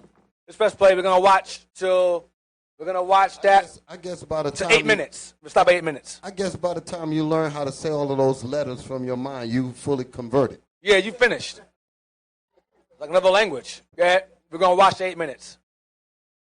Well, the tolerance police have a lot of power here in America. Keep in mind, he mentioned the article about them being harassed and attacked in Canada, being against homosexuality, based upon their religious freedoms. Go ahead. Well, the tolerance police have a lot of power here in America, in case you haven't noticed, but they're even stronger in Canada. Just yesterday, Canadian Prime Minister Justin Trudeau inclusiveness training. Gone wild. Inclusiveness training. Now, he doesn't agree with this, but he's trying to be politically correct about it. But this is called inclusiveness training. I mean, you have to be trained to accept this madness they have now. Go ahead, watch. an official apology to gay and transgender Canadians for past state discrimination against them. But now teachers in Durham, Ontario had to attend an inclusiveness training course for the deep breath here, LGGBDTTTIQQAAPP community, which is apparently a community, that 15-letter acronym intended to encompass all sexual minorities. It may soon be required at schools. Stephen LeDrew is a former president of Canada's Liberal Party, and he joins us tonight. Stephen, thanks for coming on. Hi, Tucker. So what does this acronym mean specifically? What are the categories? Well, I mean, it's generally shortened to LGBTQ, which is the communities, and there's a few extra ones they've added in there. But no one goes by that. Maybe that's to teach kids. Pause it. Now, this guy's name is Stephen LeDrew. He's a Liberal Party of Canada. Liberal. This guy's a liberal. Keep that in mind. He's a supporter of this nonsense. Now, he's going to ask him, what does this mean?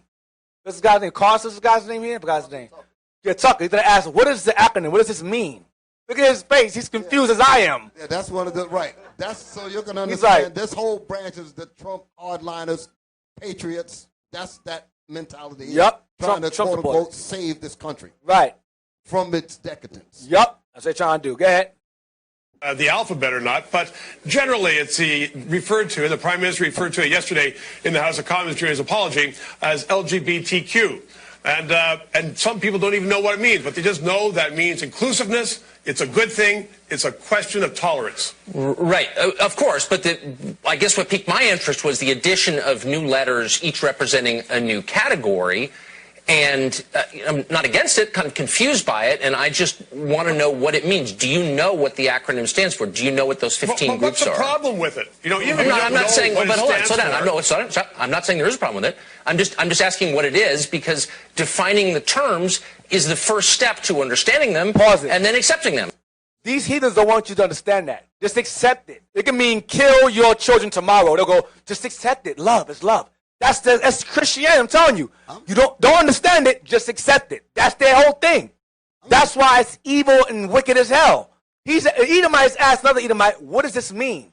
They added a whole damn essay to LGBTQ with the DDTTB, QQS. It's madness. He's saying, I want to know what it means. Watch. Go ahead. Keep going. So what is it? Well, I mean, you've got in front of you. You have me at a disadvantage on that one because, to be very candid with you, as I said, everybody in Canada knows what LGBTQ, sometimes a 2 in the end, means. But that long one, quite frankly, until your producers showed it to me, I hadn't seen it. But then I looked at it, and you have all the definitions through there. Okay, that's fine. But then why do you think it's a good thing if you don't know what it is? But what's the matter with it? Well, I don't know. I mean, look, I don't know. I mean, you could hand me a box and say there's something great inside, and my answer would be, okay, what is it? I mean, I don't pronounce things great until I know what they are, but you don't have that problem. So, okay, I'll get specific with you. And this is meaningful because teachers are being taught this, kids will be taught it, and I think I have a right to non-judgmentally ask what they're talking about. So, for example, what's two-spirit? Well, two-spirit sounds like there's someone they don't know whether they're, fish or fowl. They don't know whether they're frick or frack. So they're clearly confused. And, again, if you're confused, what better place to go? Pause it. Hey, Demisexual.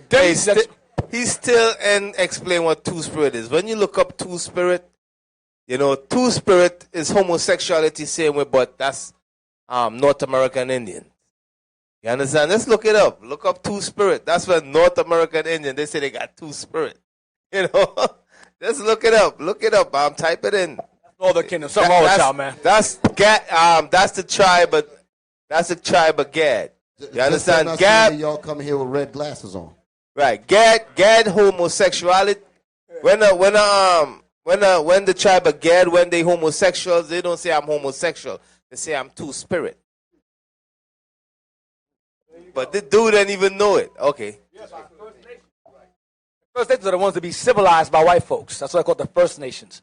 Two-spirit refers to a person who has both masculine and feminine spirit. That means homosexual. And is used by some First Nations people, meaning the first civilized nations, the 5 civilized nations who got enslaved by white folks spiritually and mentally and educationally, to describe their sexual, gender, and/or spiritual identity. So that's Gad's way of saying I'm gay, but I don't want to say gay or homo. I'll just say I'm two-spirited instead. Another excuse. Go back. Confusion. Go a little back, a little bit back, a little further back. Don't lose a thought. Right there's good. Right there. Well, two-spirit sounds like there's someone they don't know whether they're, fish or fowl. They don't know whether they're frick or frack. So they're clearly confused. And, again, if you're confused, what better place to go than to be at school? So, I mean, all those categories, I'll bet you, Tucker, all those categories that are in that long... He said you're confused. What better place to go than in school? I said that earlier. Yeah. You're confused, go to school. All the other kids are confused and feel welcomed. I'm telling you. Go ahead. Litany that you laid out there, I'll bet you that no one, well, maybe 5 people in all of Canada, could lay out what exactly those are. But if someone feels that they are a better person, that they are more included in society, that there's someone else in society, some teachers who understand them or who want to understand them. You know, that's what Canada's about. No, but hold on, wait, no, I'm sorry. Okay, look, I'm for people feeling included. I'm against meanness. I'm for politeness. But I also believe in the right to ask simple questions and get direct answers. So if you're teaching kids about a group, I think it's fair to define what it is. I mean, you don't know, but you're willing to say, well, it's great, and I'm baffled by that because maybe it's not great. Maybe we should find out what it is before we say that, no? Or is everything the teachers group think up good by definition? I think you're absolutely right. Well, no, I'm not saying that everything the teachers group thinks up is good. I mean, they've had some very different things before. They had a measure last summer, and if they were in the States, they would have said, no school could be called the George Washington School. They said, get rid of that first Prime Minister of Canada. So they aren't always on par. But on this one, and to be very candid, as I said at the outset, I don't know what all those mean. But that's the point. We all mindlessly go along. But the point is we're all bullied. We're all afraid to ask honest questions like, what is this? And what bothers me is we don't know who makes up these categories. So there are 15 different groups in this acronym. Did anyone poll them and ask, do you want to be included? Do the asexuals want to be with the allies and the pansexuals and the polyamorous? I mean, this is all made up. Nobody asked anybody, and now it's imposed on the rest of us. Everybody wants to be included. That's what this whole thing is about. It's society, you want to be included. That's a social contract. So, you know, no one, I'm sure, went out and polled people, and they said out of the 1,000 people, if you are that fifth category in that long line of that long litany of names that you have, right, no one's going to be polled on this thing. But it sounds to me that you're taking an issue with some teachers saying, let's try to bring it together. You already said you're totally missing it. I'm for bringing people together. I think there's something inherently divisive about making up a, quote, community without asking anybody in the community if they constitute a community. And by the way, why would did anyone even ask? Like, who made this up? Who's making these rules? We have to abide by them, so it seems fair to ask. Like, where did this come from? Well, it's not a rule, Tucker. That was what you're reading is something that was created by teachers. They said, let's bring all the groups in. We have these names. I'm sure there was no poll on it. I know in the States everything is run by polls. We don't do that in Canada. They said, let's just get every group, every name. Because you don't care what the people think in Canada. What were you saying? You don't do polls in Canada because you don't care what your population thinks? That's not meaningful to you? No, we do polls, but we don't run everything by polls. What I understand you just impose it by fiat on a passive population? Is that what you're like? What point are you making? Are you picking on our Prime Minister? I'm not picking on. I'm pro-Canada. I just came to ask simple questions, as we do in this country, hoping I would get a straightforward answer, not finding one, pressing forward a little more, gently, politely, respectfully, and getting nothing. Well, I'm sorry that you feel I'm giving you nothing because I'm giving you the honest truth. The honest truth is that most people in Canada would not know all those categories, but they would say, you know what? Even if there's 10 people out there in Durham County where this group was meeting, then that's a good thing. Bring them in. And if they're saying that they have some sexual change or some sexual option that I don't know about, well, let's all talk about it. And that's what that thing was for the meeting. It's for an invitation for everybody to come in. So what if somebody said, okay, I guess what bothers me, look, this is taking place in Canada, so it doesn't affect me or most of our viewers directly, but I just sort of wonder, because free speech is not guaranteed, as you know, in your country, and people are in prison for saying unpopular things there. I wonder what would happen to someone. Well, you're wrong. They are. But I wonder what would happen. What would happen to somebody who said, I'm not interested in playing along with this. I don't know what it is. You don't know what it is. Leave me alone. Teach my kids to read and do math. That person would be dismissed as insensitive or bigoted or worse, wouldn't he? No, they wouldn't. I mean, because we're not judgmental like that. So you're saying, from an American point of view, that person would be dismissed as bigoted. But in Canada, they wouldn't be. They say, okay, fine. That's your opinion. Others have a different opinion. Oh, if only that were true. And you know what? I wish that were true. I mean, that's the country I want to live in. I want to live in a country where we can disagree. We don't call each other names. And we just sort of agree to disagree. But that's not the country you live in, and increasingly that's not the country I live in. Oh, it is. It is the country that we live in, Canada. There's a big difference between the United States and Canada, and that's one of the differences. And I asked you, Tucker, to tell me who's in prison in Canada for saying something wrong. We have a great free speech. People are prosecuted for hate crimes in Canada for expressing things that are unpopular. And that's Canadian law. Mark Stein got sued No. over this. Yeah, okay. No, All right, you know what? Stephen, we're in a factual dispute in which you were in the wrong, but that's a... He's cutting them up with that one. Those guys there, 5 and 20. Doesn't understand it, but it's good. Doesn't understand the acronym, but it's good. What's wrong with it? You know, Well, what is it? Well, what's wrong with it? Never answer the question. Esau is the devil. Hey, Now, wait a minute. Wait, I just want to say this real quick. This man over here with the red glasses on, he just sat there and intellectualized nothing. He went through a whole, he did all this sitting up there looking to stoop with his bow tie on and trying to look intelligent, but he did not really say anything, really.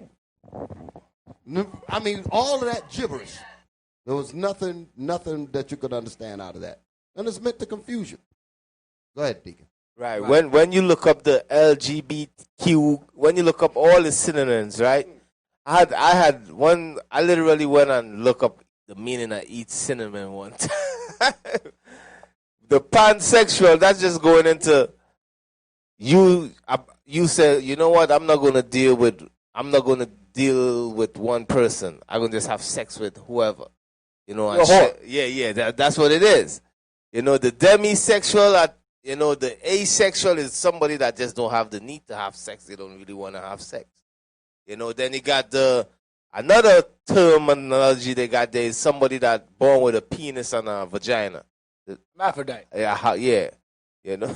But the organ is one. Yeah, They don't have two sets of organs. They got two one or the organs. other. No, they don't have two sets of organs. If they're born with both of those extremities, they can determine what the child is based upon the organs. So if the child has ovaries, take the penis off, that's a girl. Right. So they don't born both sets of reproductive organs. Right. Well, only one. It's like that's what they put them under that category also. You know what I mean? But all it is really about is lust, committing your lust that you want to commit. Right. Whatever your lust is, the LGBTQ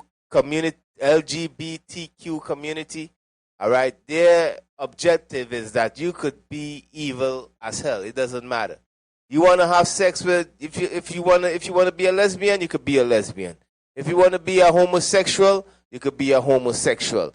You want to be a harlot, you could be a harlot. You could be a hoe. You understand? LGBTQ queer. What the queer is for? I'm gonna get that. It means queer. Q means queer. So what about the people that want to marry their dogs?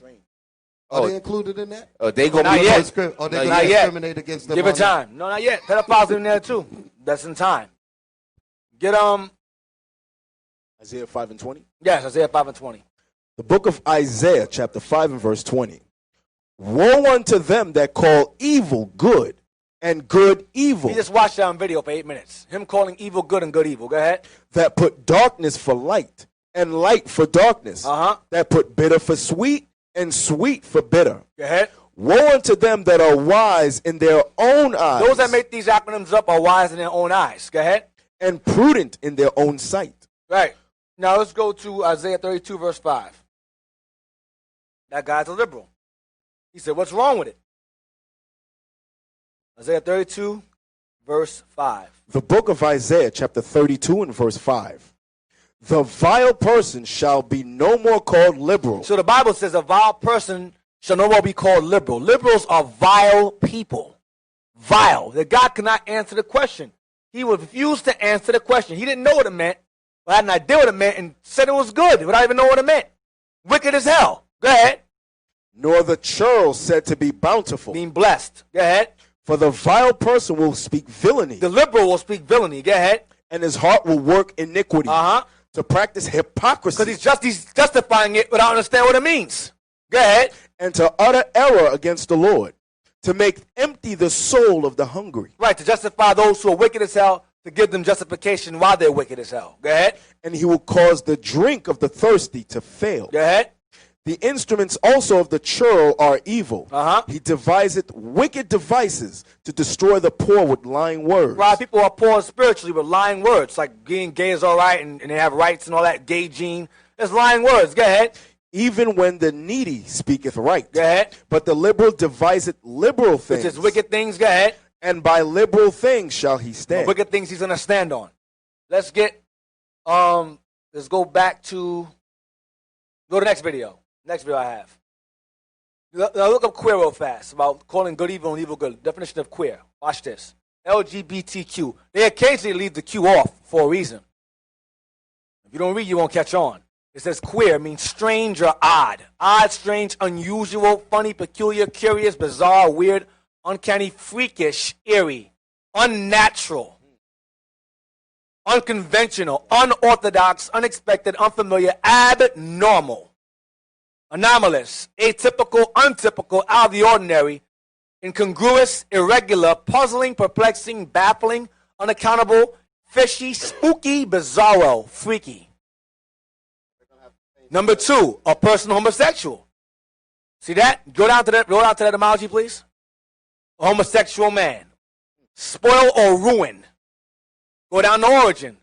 It means oblique or perverse. That's what queer means. Oblique or perverse. That's why queer is usually removed from that acronym.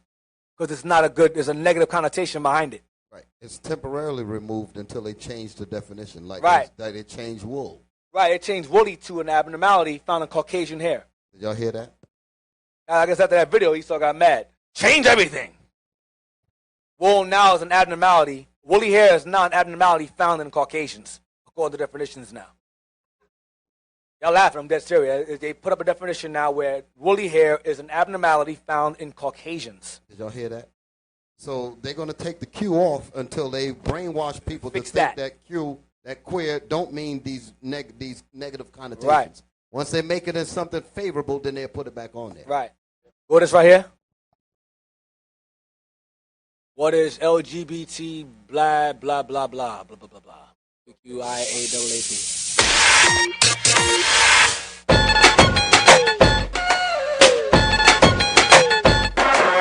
Not everyone fits in neatly to man, woman, marriage, kid. Pause it. No, I ain't talking about the signs. You notice that they put the beat behind it. That's witchcraft. To make you dance to it. You be like, ding, ding, ding, ding, ding, ding, ding, ding, ding.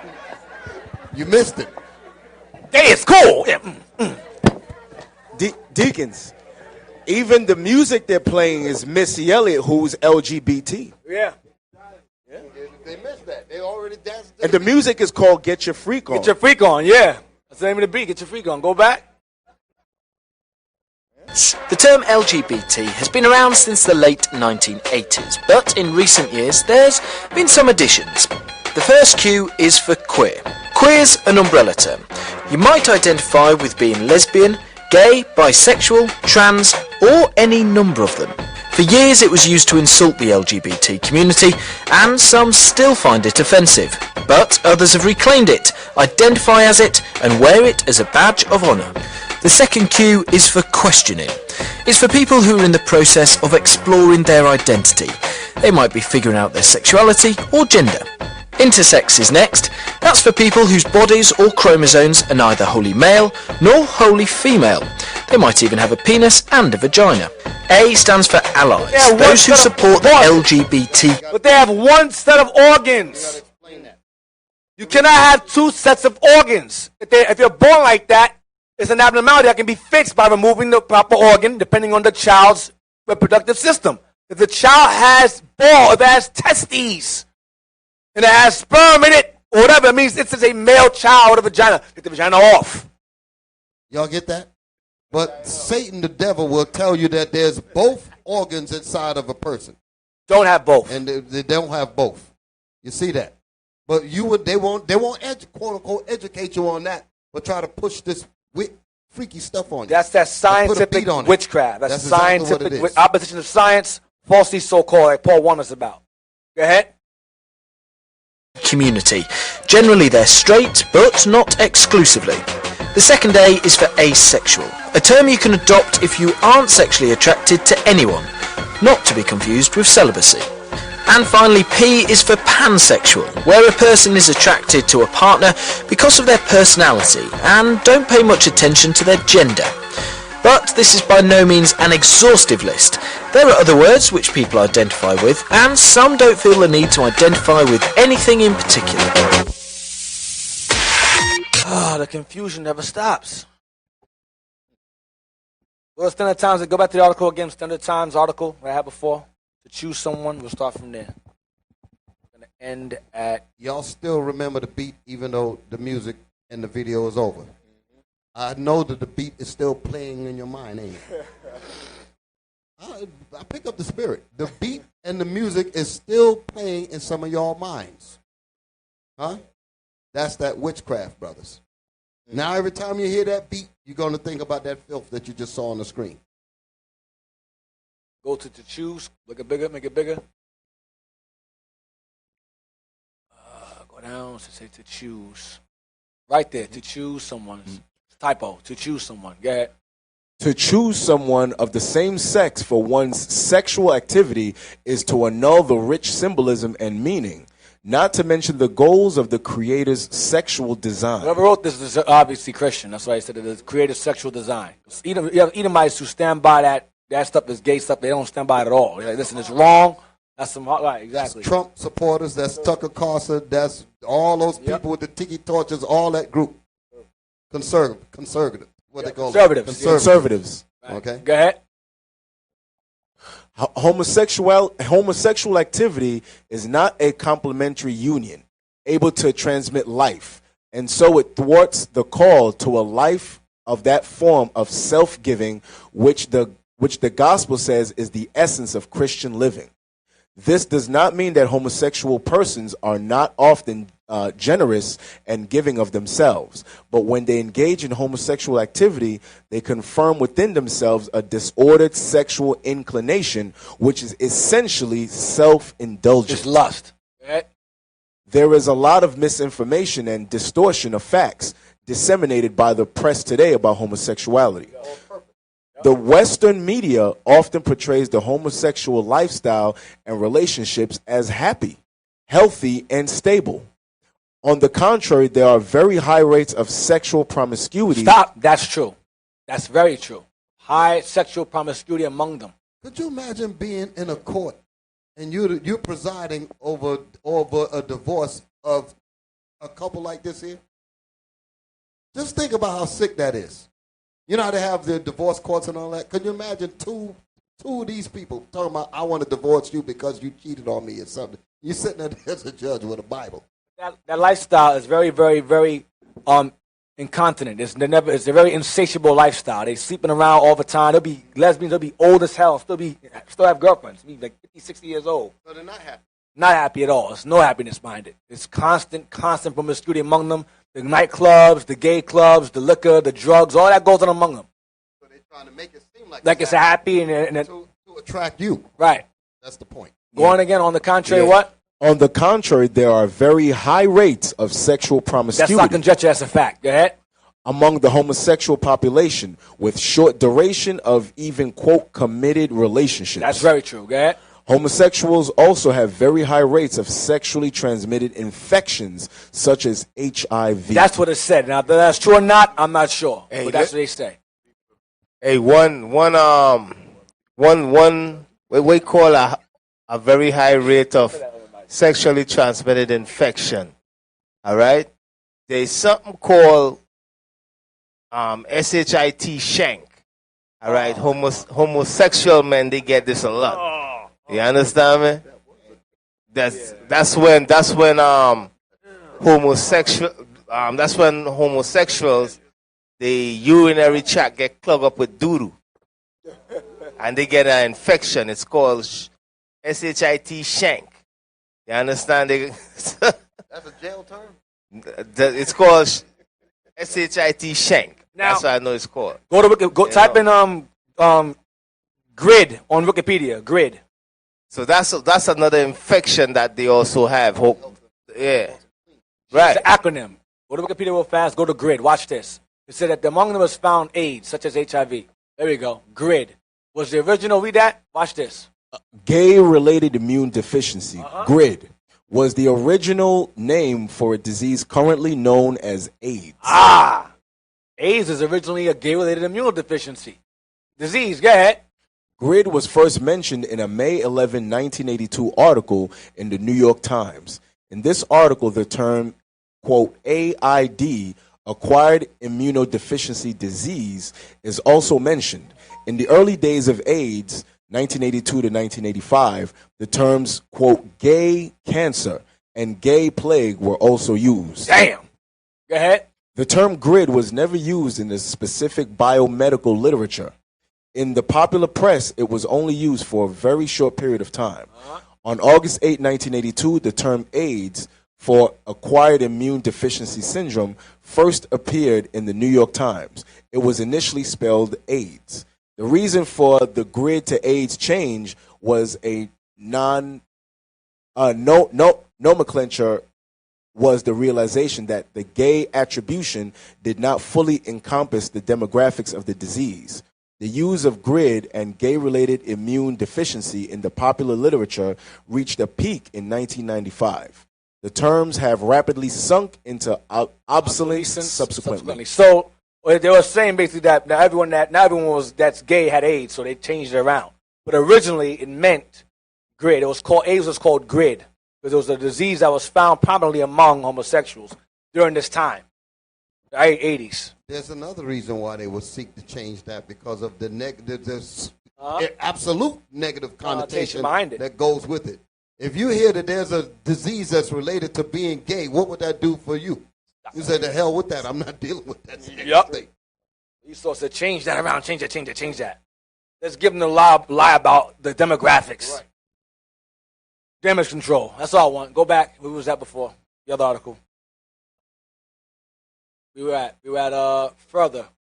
Further, many studies show much higher rates of psychiatric illness, such as depression, suicide attempts, and drug abuse among homosexuals that among the general population. A lot of them indulging in a lot of drug abuse. A lot of them are spiritually psychologically confused, and so they do drugs to alleviate that pressure in their mind, but also to engage in acts of certain activities they're going to deal with while they're high. They do that as well.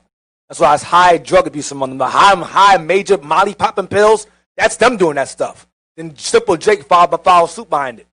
You understand? Well, go ahead. And that was going for years. That's why you mentioned earlier about the psychedelics, drugs in that video she mentioned there earlier about they be hippies, hipsters, they popping psychedelics, opiates and stuff. They were doing that stuff. And they do it now. Go ahead. And statistics, which compare homosexuals with ethnic minorities exposed to racism. That's another lie. Read the part again. And statistics are what? Which compare homosexuals with ethnic minorities exposed to racism. That's a lie. They try to compare homosexuality to ethnic minorities exposed to racism. That's not the same thing. Go ahead. Indicate this is not due to homophobia. The homosexual lifestyle is also associated with a shortened life expectancy of up to 20 years. That's a conjecture. Go ahead. Homosexual behavior is abnormal. That's true. Go ahead. Immoral and anti-life. That's definitely true. Anti-life. Go ahead. It closes the act of sex to gift to life and is not innate as some believe. It's not in the back of your mind. It's not there. Go ahead. It's not something that's always been there. Go ahead. The so-called gay gene has never been found. Nope. The Bible clearly and unequivocally also condemns homosexual acts. That's all I want. Skip down to God created man, no female. God created man, male, and female. Although the terms gay and lesbian are currently used by some people to justify homosexual acts and behaviors as morally good. They are unfounded and unwarranted reductionist terms and do not in fact describe the fullness and richness that is in every man and woman. To bring forth life. Go ahead. Dr. Francis Collins, who received the Presidential Medal of Freedom for his work in sequencing the human genetic code, has in fact proven that homosexuality is not genetically hardwired. Watch this. If genetics were determinative, he said, and then identical twins should virtually always show the same pattern of sex attraction. So if one twin is gay, then by genetics, both twins should be gay by genetics. Go ahead. However, a study of the Australian Twin Registry showed that only 11% of identical twins with same-sex attraction had a twin brother who also experienced it. So that's false. So there's no genetic tie into being homosexual. That's what he's saying. Go ahead. In 1973, homosexual activists succeeded in pressuring the American Psychiatric Association. Here we go. APA, go ahead. APA to remove homosexuality from their official list of mental disorders. Correct. There you go right there. They removed homosexuality from being a mental disorder. Change the imagery. That's what they're doing, changing the way They you were view grid. it. They did with the grid. Same They thing. were grid. That's what they're doing, making it fashionable. Yep. Go ahead. This about face, according to a 2005 scientific study by Dr. Jeffrey B. Satin, director of the Derchenheim Gladstone International Center for Quantitative Analysis in Washington, was due to certain bias, false claims, lack of scientific expertise, lack of clinical experience, and fabrication of evidence. To have it removed. They lied to have it removed. Go ahead. Essentially, the APA's decision was influenced by the arguments of Evelyn Hooker and Alfred Kinsey, whose data was fraudulently skewered by blatant population sampling bias and the badgering, and even bribing of its imprisoned and largely otherwise institutionalized subjects. Hooker's study, which contained no details of the specific procedure involved, failed the most basic tenets of the scientific method. The inadequacy of her research was even acknowledged by the journal that published it. That was false. Go ahead. Authentic scientific studies show that homosexuality is linked to pedophilia. Stop. That's conjecture. But that's somewhat conjecture and somewhat not. I'll say this. It does bridge into that. Now, what he mentioned earlier about go back up a little bit and we move fast. Go back up. Regarding the study, being a mental illness. In the military, they had a rule. It's called don't ask, don't tell, right? That rule was if you were homosexual, you cannot join the military. You are not allowed to enroll or enlist in the military because if you're homosexual, then you cannot be a functioning soldier. That's what they're right.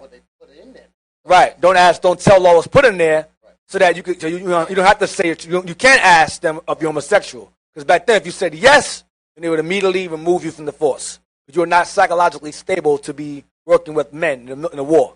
So they added a rule of don't ask, don't tell law for homosexuals in the military. So it says authentic scientific studies show that homosexuality is linked to pedophilia. That's not entirely true, but I can show an historical account that it does link together. It doesn't necessarily mean that you're a pedophile if you're homosexual. I'm not saying that. We're not saying that up here. That's conjecture, but it is somewhat linked.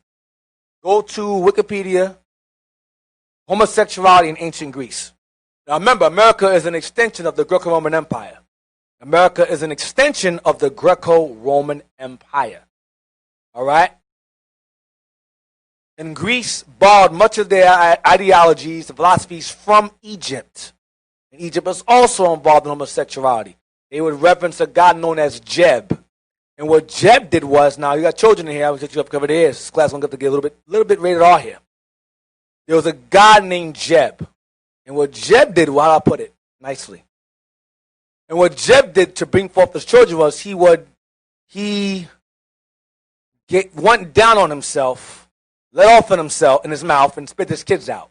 And so the Egyptians, in honor of that god, men would do the same thing. They would let off in their own mouths and spit themselves out. It's called autofellatio. It's very high, self-fellatio. So fellatio is a fancy way of saying what we say in the streets, head or blow job, so forth. But I don't understand how a man's head could go down. Well, they did that. The men, they were flexible and they could do that. They could do that.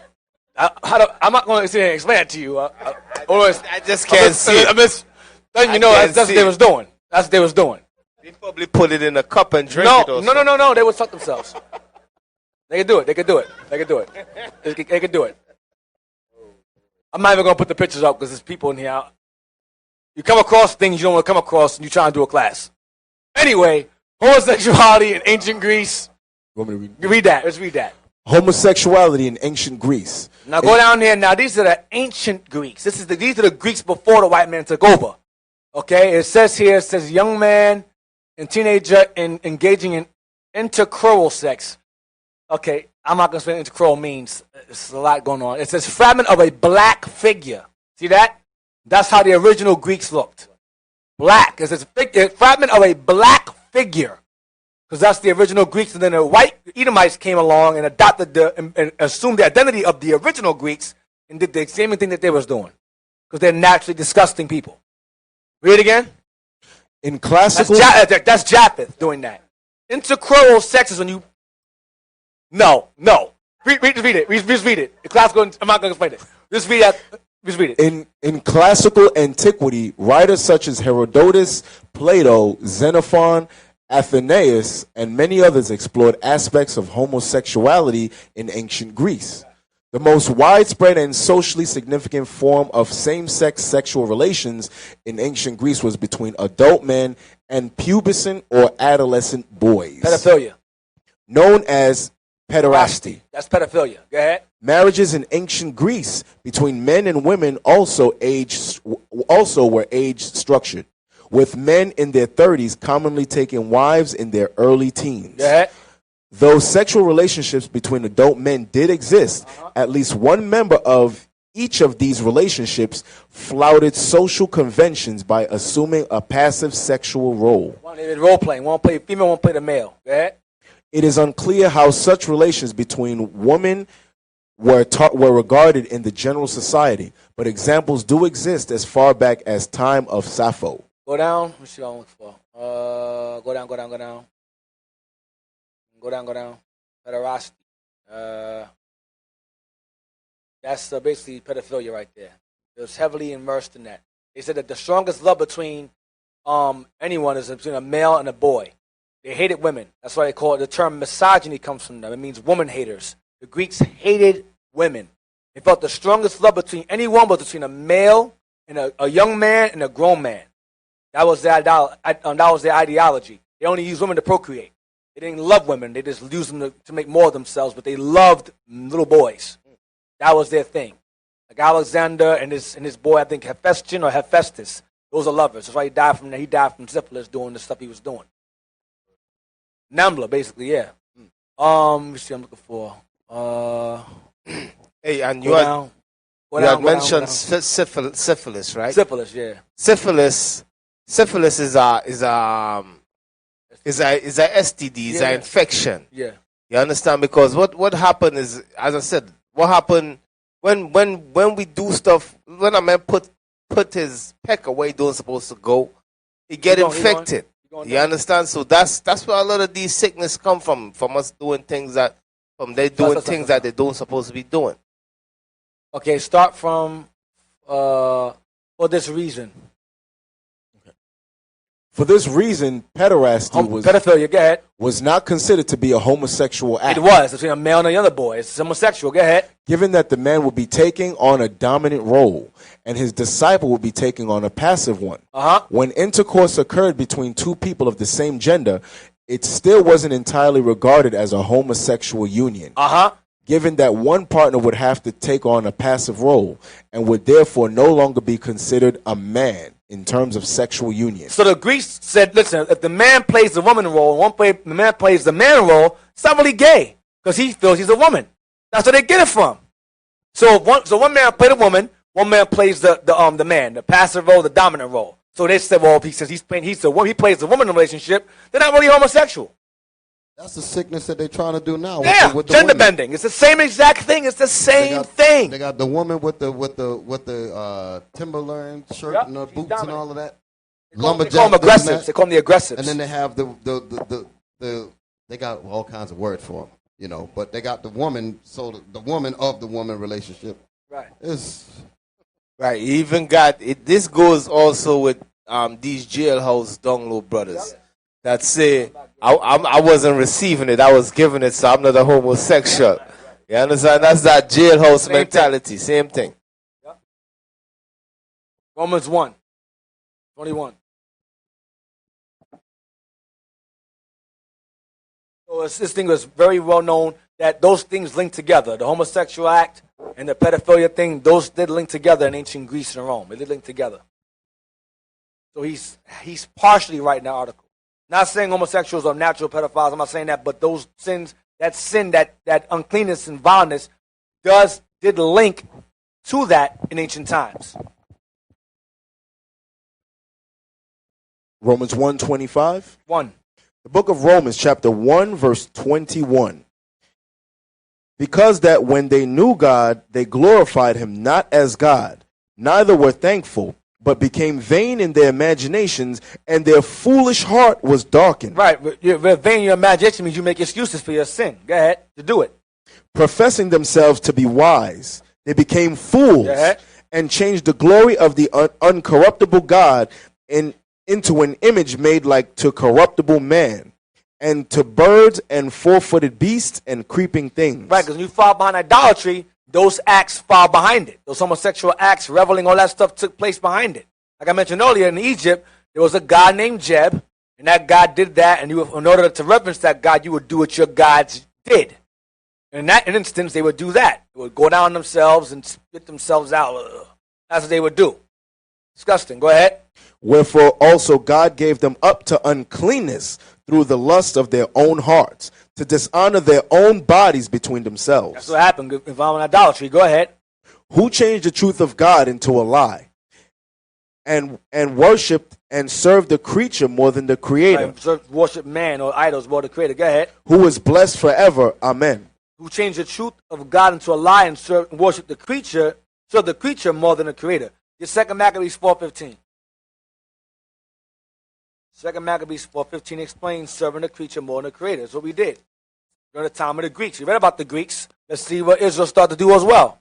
2 Maccabees 4, verse 15 and 16. The book of 2 Maccabees, chapter 4, verse 15.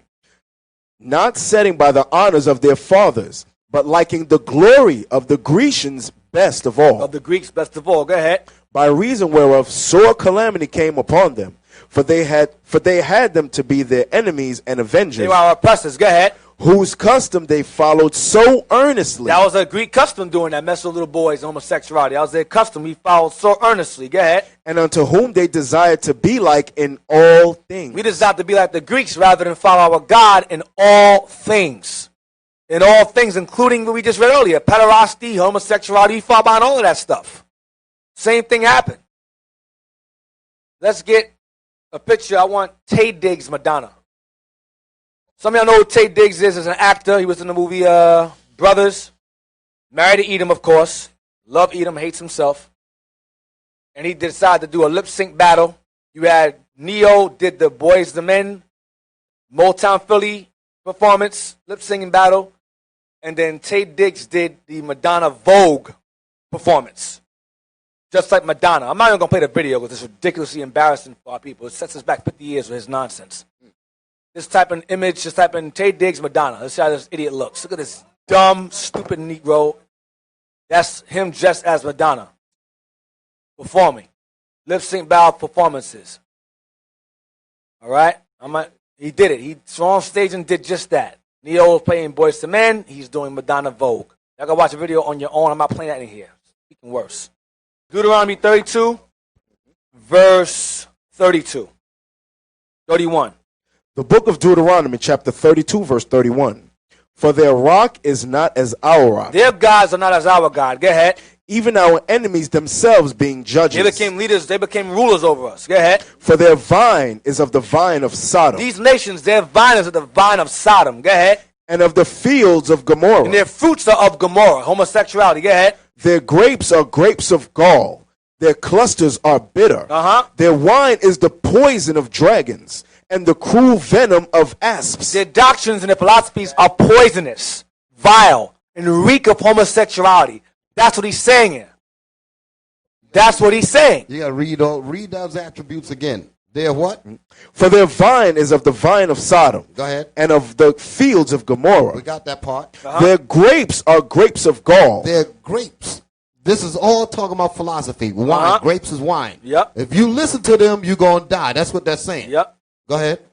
Their clusters are bitter. Go ahead. Their wine is the poison of dragons. Their wine is the poison of dragons and snakes. So if you start associating with that kind of business, just like the scriptures say, the neighbor is is more excellent than his neighbor. The righteous is more excellent than his neighbor. But the way of the wicked seduceth them. Yep. If you hang around this kind of conversation, you be around this kind of, you will get bitten. Yep. That's why it says grapes of gall.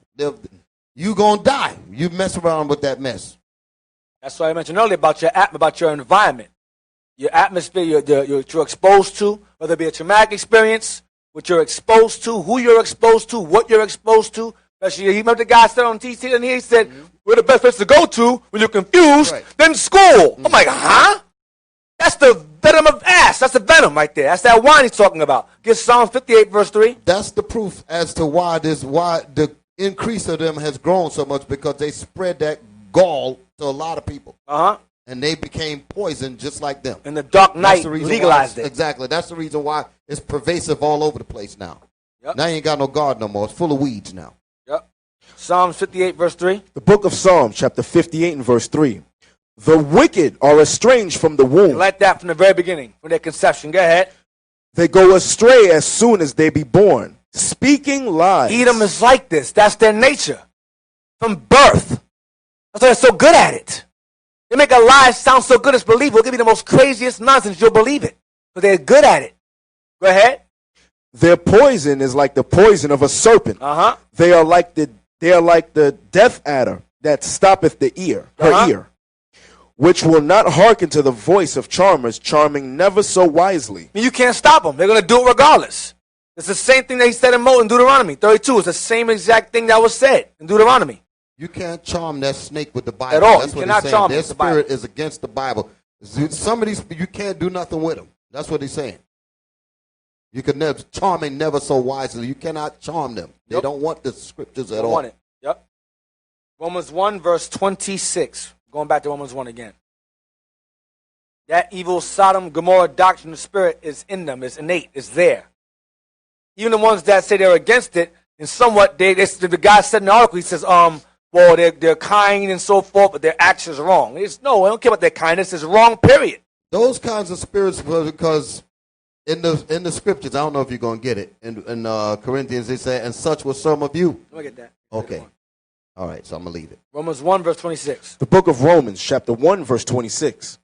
For this cause God gave them up unto vile affections. For worshiping the creature more than the creator, he gave them to what? Unto vile affections. Vile affections. Queer affections. Go ahead. For even their women did change their natural use into that which is against nature. That goes back to what it said, natural law.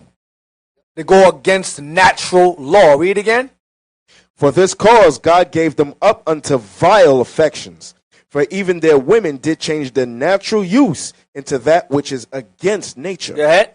And likewise also the men. Went against nature or natural law. Go ahead. And likewise also the men, leaving the natural use of the woman, burned in their lust one toward another. Serving man rather than creator. Serving idols. Go ahead. Men with men, working that which is unseemly. Queer.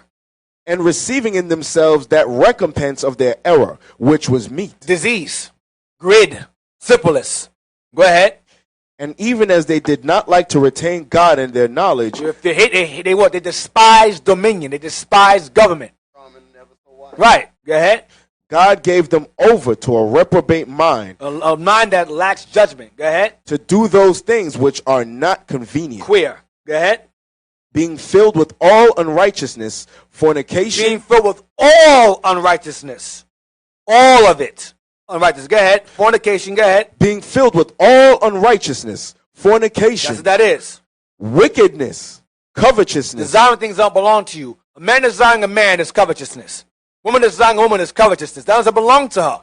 Man belongs to woman. Woman belongs to man.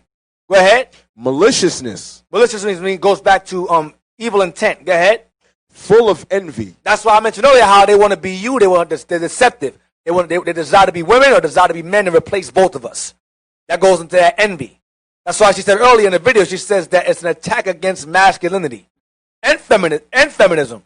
It's an attack against both. It's to blur the lines. Go ahead. Murder. Debate. Murder, that goes back to that hateful spirit they had in Sodom and Gomorrah trying to get Lot and the angels. Murder, go ahead. Debate. They'll argue with you to the ground with science and all that. These are gay genes and that. And you're homophobic. You're transphobic. You're so-and-so. You're this and this. It's debate. When you go against it, you don't accept it, now you're the enemy. Now you're insensitive. You need inclusiveness training. They got a camera while they're telling you. Right, or they'll film us while we're teaching to try to catch us in something. Go ahead, debate. Deceit. Deceit behind it. It's all deceit and confusion. Go ahead. Malignity. This goes back to being malicious. Go ahead. Whisperers. Go ahead. Backbiters. Haters of God. Despiteful. Proud. You go that pride again. Boasters. Arrogant. Inventors of evil things. That's the surgeries, the strap-ons, all that other stuff. You heard the word inventors of evil things. Excuses, all of that. You got deviancy on your mind, and you trying to think of contraptions to help you go into the abyss, into this madness. Depths of Satan. Into the depths of Satan. That's what that is. Go ahead. Disobedient to parents. Disrespectful to their family. Go ahead. Without understanding. Covenant breakers. Without natural affection. Without natural affection. Go ahead. Implacable. Unmerciful. Implacable goes into being merciless. Unrelenting. That's what implacable means. Go ahead.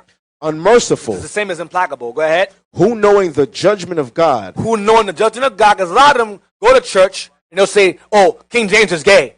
They chop all kinds of scapegoats. King James is homosexual. Oh, there's a gay Bible now. David loved Jonathan. He was gay. You get all kinds of excuses behind him. All kinds of excuses. But God is love. He doesn't care about my sexual orientation. God sees past that. He sees my heart. But he sees the gayness too, Negro. You don't like that either. Read again. Who knowing the judgment of God, that they which commit such things are worthy of death. Are worthy of what? Are worthy of death. Those who commit such things are worthy of death. Go ahead. Not only do the same. Not only are guilty of the actions. Go ahead. But have pleasure in them that do them. But consent means you are an ally. They call you an ally. When you are with it or down with it, they go, he's an ally. You're going to die with them. If you're not gay and go, well, I ain't got a problem with them, they ain't got a problem with me, I don't bother them, you're going to die with them. You're part of the problem too then. So if you consent to it or you agree to it and you're not homosexual, you're going to die with them. That's what it's saying here. The book of Ezekiel 9:4 says what it says there. It said that this mark of this wisdom is supposed to be upon your forehead, upon all of the men that sigh and cry against all of the abominations that be done in the midst thereof. Yep. So you can't be neutral when it comes to that. You have to be just what the scriptures say. Have to be hot or cold. Have like the New Testament say, and having in a readiness to revenge all disobedience. Yep. That's what that's talking about. I'm going to give you an example of those who are going to die along with him. Genesis 19 and verse 12. We're going to go back to Lot again. The book of Genesis, chapter 19 and verse 12.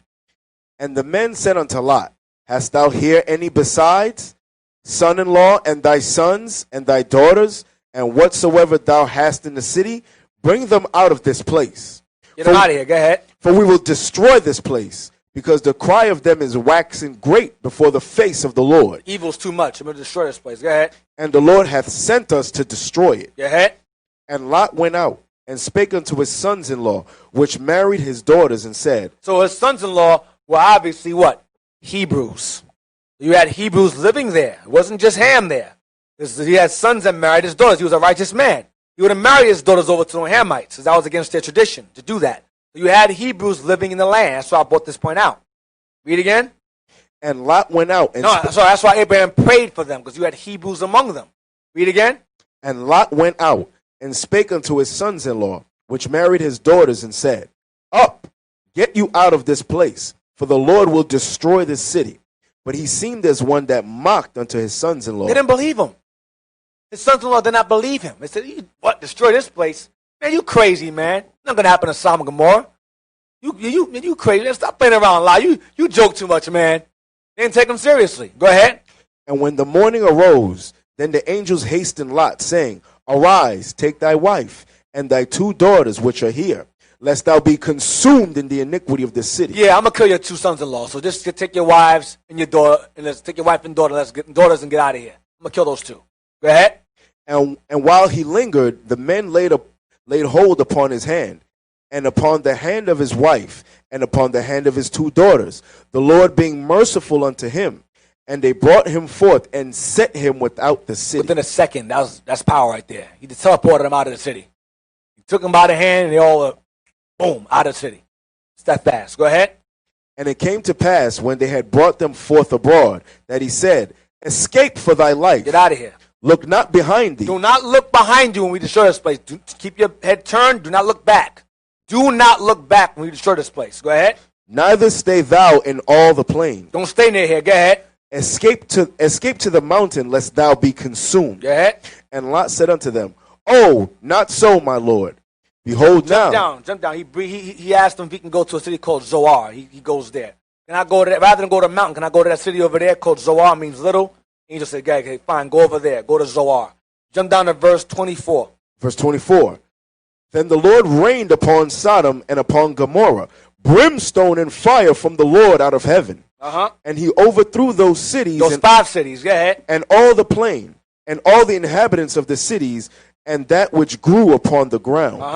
But his wife looked back from behind. But what happened? But his wife looked back from They're behind. funny. Homos are funny. That's the spirit. His wife looked back because she missed it over there. She was content with that stuff. That's why the main allies of homosexuals is women. The main one. Brothers like, hell no, I ain't with that, man. Or they do it secretly, but women are open with it. They're homosexual. What's wrong with that? But that's why it says a lot. Wife looked back because she got put to death because she was in agreement with that nonsense. The Lord doesn't like that. Right. And the sons are in agreement with it also. They got put to death right along with her. Right. One of the reasons why Lot's wife looked back, right? You all remember in the beginning that when Lot was with Abraham, both of them had riches. It was too much. So Abraham said, told Lot, listen, if you go this way, I'm going to go that way. You know, if I go that way, if you go that way, I go the opposite way because riches is getting too much. So when Lot went into Sodom and when he was living in the land, he had riches. He had wealth. So guess what? Lot's wife, she had wealth. You understand? So when she was leaving, guess what was running through her mind was all that wealth and all that she given up. You understand? That's why she looked back. You know, it's all the possession and the good life she had over there. She wasn't watching at because some sisters comfortable with the wickedness. I'll see it straight. You're living comfortable. You all got some money. You're comfortable with the wickedness. You're seeing the wickedness and it don't really bother you all. But Lot, when Lot see it, it was getting him upset. He couldn't take it. He couldn't take it. You know, some of you sisters, you're going to sit down and watch basketball wives and all them different evil shows that you'll be watching. You all know what you'll be watching. You understand? And it don't phase you all. You're going to sit down and watching homosexual kissing and so forth, and it don't phase you all because you all get comfortable in this society. You understand? The same thing with Lot's wife. Lot was rich, his wife was rich, and she turned back because she was giving up a lot. You understand? So that's why Christ said, he that loseth his life shall find his life. Because some of you all might be rich in this truth, and you're going to got to give up all them riches if you all want the kingdom. You know, you all got to watch out that for loss, because America going to be destroyed. All that money, all of that stuff you got here in America, the big house with the pool in the backyard, all of that going to be destroyed. You understand? You all got to be willing to give all of that up. You know? When the Most High was speaking to Lot, he told Lot everything that he wanted him to do, right? You don't think Lot told his family? But because just like what y'all was bringing up, huh? They were standing right there. Right. They held their hands, teleported them out the city all together. Y'all hear this? But she still wanted to look back. Read it again, 26 again. But his wife looked back from behind him, and she became. So as they're walking away, he's in front of her, and she sneaks a look, peek, boom, behind him. Go ahead. But his wife looked back from behind him, and she became a pillar of salt. So imagine that. You say, honey, you all right? Turn around, you see a pillar of salt there. You know he was messed up from that. That messed him up. That's why he got drunk at that time. That messed him up. Get on Wisdom of Solomon 10 verse 6. So the question is, why she look back? We're explaining it, but why she look back? Let's see.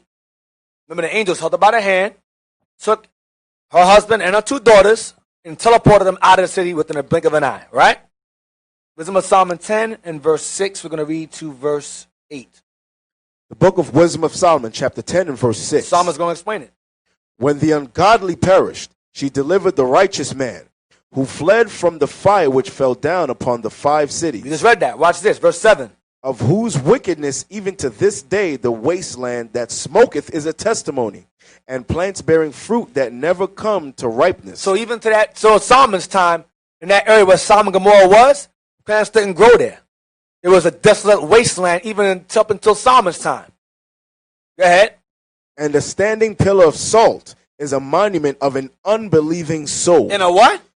And a pit. And No. And a standing what? And a standing pillar of salt is a monument of an unbelieving soul. Is a sign of an unbelieving soul.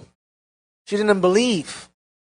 She did not believe what the angels told her to do. Don't look back. She said, nah, that's impossible. He ain't going to destroy this place. He ain't going to destroy Sodom and Gomorrah. That's impossible.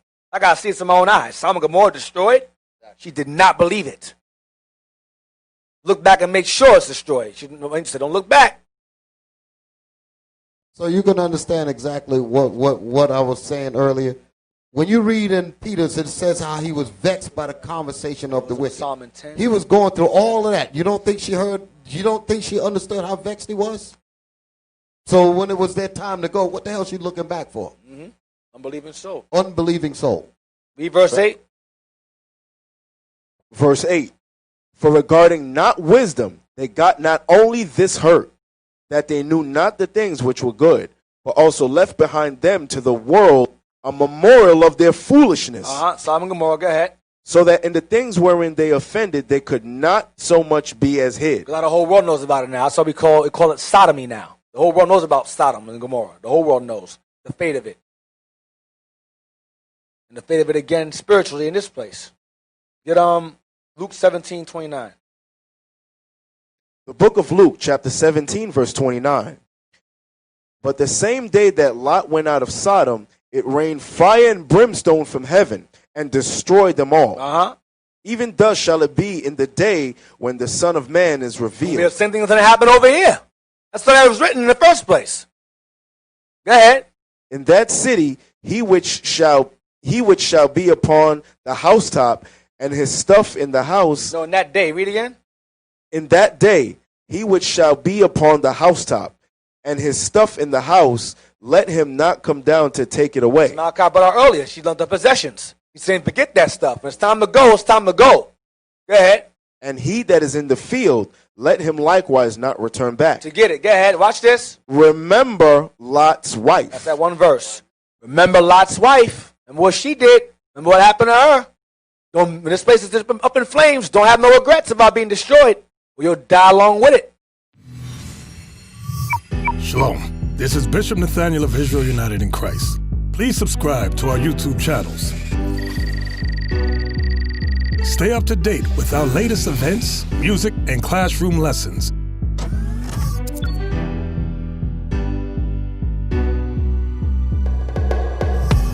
IUIC plans to continue visiting different countries where this gospel has not been preached before. IUIC needs your help in pushing this truth.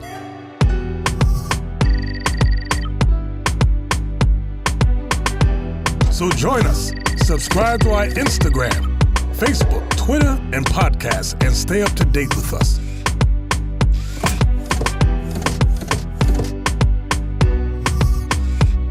For more information, please visit www.israelunite.org.